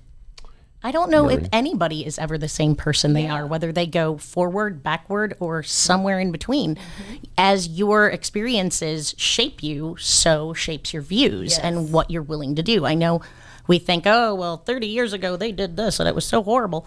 But what have they done in the last 30 years of their life? What have their actions shown you that they're going to be like now? Yeah. All right, if Grandpa Joe is the nominee, who would you like to see his running mate be? He's got to pick Warren or Harris. He has to. Absolutely has to. And I can't... Warren or Kamala Harris. Yes. Yeah, okay. Because both of those women are so strong and they're so decisive in what they do. And we cannot have a double white guy ticket again. No. I'll vote for it because the alternative, but women need to be heard and we need to be respected and we need to gain ground. And I look at, going back to the abortion issue, it's because we don't have a place at the table. We do not have that place and we need it. I believe it was the health care consultant or the health care caucus, bipartisan, whatever it was that the president was doing back when he was trying to repeal the ACA for like the 36th time. It was all a bunch of white guys. Yeah, I saw that picture. So all of our most of these bills being passed by these states are done by a group of guys, not only a group of guys that don't have what we have, but no scientific background, no medical background. Who are you to do anything about health? Yeah. Doris, who would you like to see the running mate? Yeah, I think it's time we see a black woman in the White House. I think we had Michelle Obama there as First Lady, but I think that really looking at what we hold valuable when it comes to intelligence and leadership, I think it's time. So I think, and I love the fact that we are all sitting here because I think some of the conversation around feminism, some of the conversation about we women have arrived, I don't agree with all of that because my experience is different. And I think many black women would not agree with that. So I do think that I would like to see a black woman in that position. And I think a Biden-Harris ticket It'd is be golden. unstoppable. Yeah. Well, I've been pushing a Biden Stacey Abrams, and that's my ticket. But then I pushed that yesterday. Someone said, "Oh, she's already running for governor of Georgia." I missed that announcement. Is she? I shouldn't even say it. But you've been asking her to run for the longest Yeah, time. I know, but asking her. Most women, when I ask them to run for something, they go, this, that, the other thing, but they don't do it because I was trying to get so many different women to run for governor in 2018, if you remember that one. But I just think that would be a really strong ticket. If we're going to get Grandpa Joe, I really need a strong progressive woman as the running mate. Totally agree. With no doubt about it. All right, before we get out the door, I want everybody you to tell folks about where they can hear you. I know they love your dynamic voices. So Heidi, tell folks where they can hear about your new podcast. Go ahead. Well, Murray and I are releasing Heartland Mamas, which is about women talking about issues in that part of Illinois where it starts to go from blue to red, where it's a little purpley and then red, red, red, red, red. And because the Democratic message does not get out there and the progressive message doesn't get out there. So it gives us an opportunity to make that discussion out there in the heartland. And hopefully it'll flow west of the Mississippi, too. And in addition to that, it gives a perspective from a woman, but also a mother. We were talking and we decided Elizabeth Warren's the perfect candidate. And I said, really, we need a mother. We are a giant dysfunctional family, if you think about it, as a country. So who's better to corral, if you've ever been to a family reunion or a holiday, it's the mom that's keeping everybody in line. Right. So that's why we think that this voice is important. And even in Northern Illinois, there's a lot of pockets of deep red, and people feel constrained with no outlet. When I saw in our newspaper that, because I read a newspaper too, a couple of them every day. I love that paper. Yes. But when I read in the newspaper that the Tea Party had reformed in my county, I wasn't surprised. But it's just outrageous that we leave rural Illinois out of the entire conversation. And like you said, you say the Republicans do it. I'm telling you the Democrats do it too, because I've had it delivered to me, to my ear from Democratic leadership. All right, they so write us off. Heartland Mamas. I wrote that down. All right, and Doris Davenport has a Doris Davenport radio, 2 Doris Davenport radio shows. So where can folks hear? Well, I'm not ready to say where WCP. Okay, you're fired. Go ahead. But you're also on another radio station. So Saturday mornings at 10 o'clock, I'm on WCPT, 820. And on Sunday evenings from 6 to 8, I'm on WPNA, which is 1490. And this Tuesday, I'll be filling in for Santita Jackson on the morning drive on WCPT. With Lady B. Yes, with All Lady right. B. Lady B. There are some good people at that radio station. All right. Doris Davenport, thank you so much. It's always a blast talking to you. And Heidi and Murray, best of luck on your podcast. And I'm going to book you to come back. Thank you so much, Ben. Also want to thank, let's see, who was Romano was here. It was a long time ago. Romana Hussain, the Rummana Rundown. Leah did a great job. You're going to go see, I'm going to let you get out. You're going to go see Ma? Yeah. You're going to go see Ma? She's going to go see Ma. Wait, 4 o'clock show? 4:30 show. All right, we're going to let her get out. She's going to see Ma. She's going to report back to us on Tuesday. And so, of course, the man, the myth, the legend, the pride of joy of Alton, Illinois. Doris, do you know down in Alton they call him White Lightning? White Lightning? No, they do not. My goodness. No, they just call me dinner. Love what you're doing, Ben. He did a great job. I think everybody agrees. Give yourself a raise. Take it out of petty cash. Have a great weekend, everybody. Hey, and remember, everybody, you can download previous Ben Joravsky shows at both Chicago Sun-Times and Chicago Reader websites, chicago.suntimes.com/Joravsky, chicagoreader.com, and wherever else you download your favorite podcast. Check out The Ben Joravsky Show on Facebook and Twitter at Benny J Show, BENNY, the letter J, Show, JORAV as in victory, SKY. The Ben Joravsky Show on Instagram. Check out our bonus interviews, all right? We'll see you Tuesday.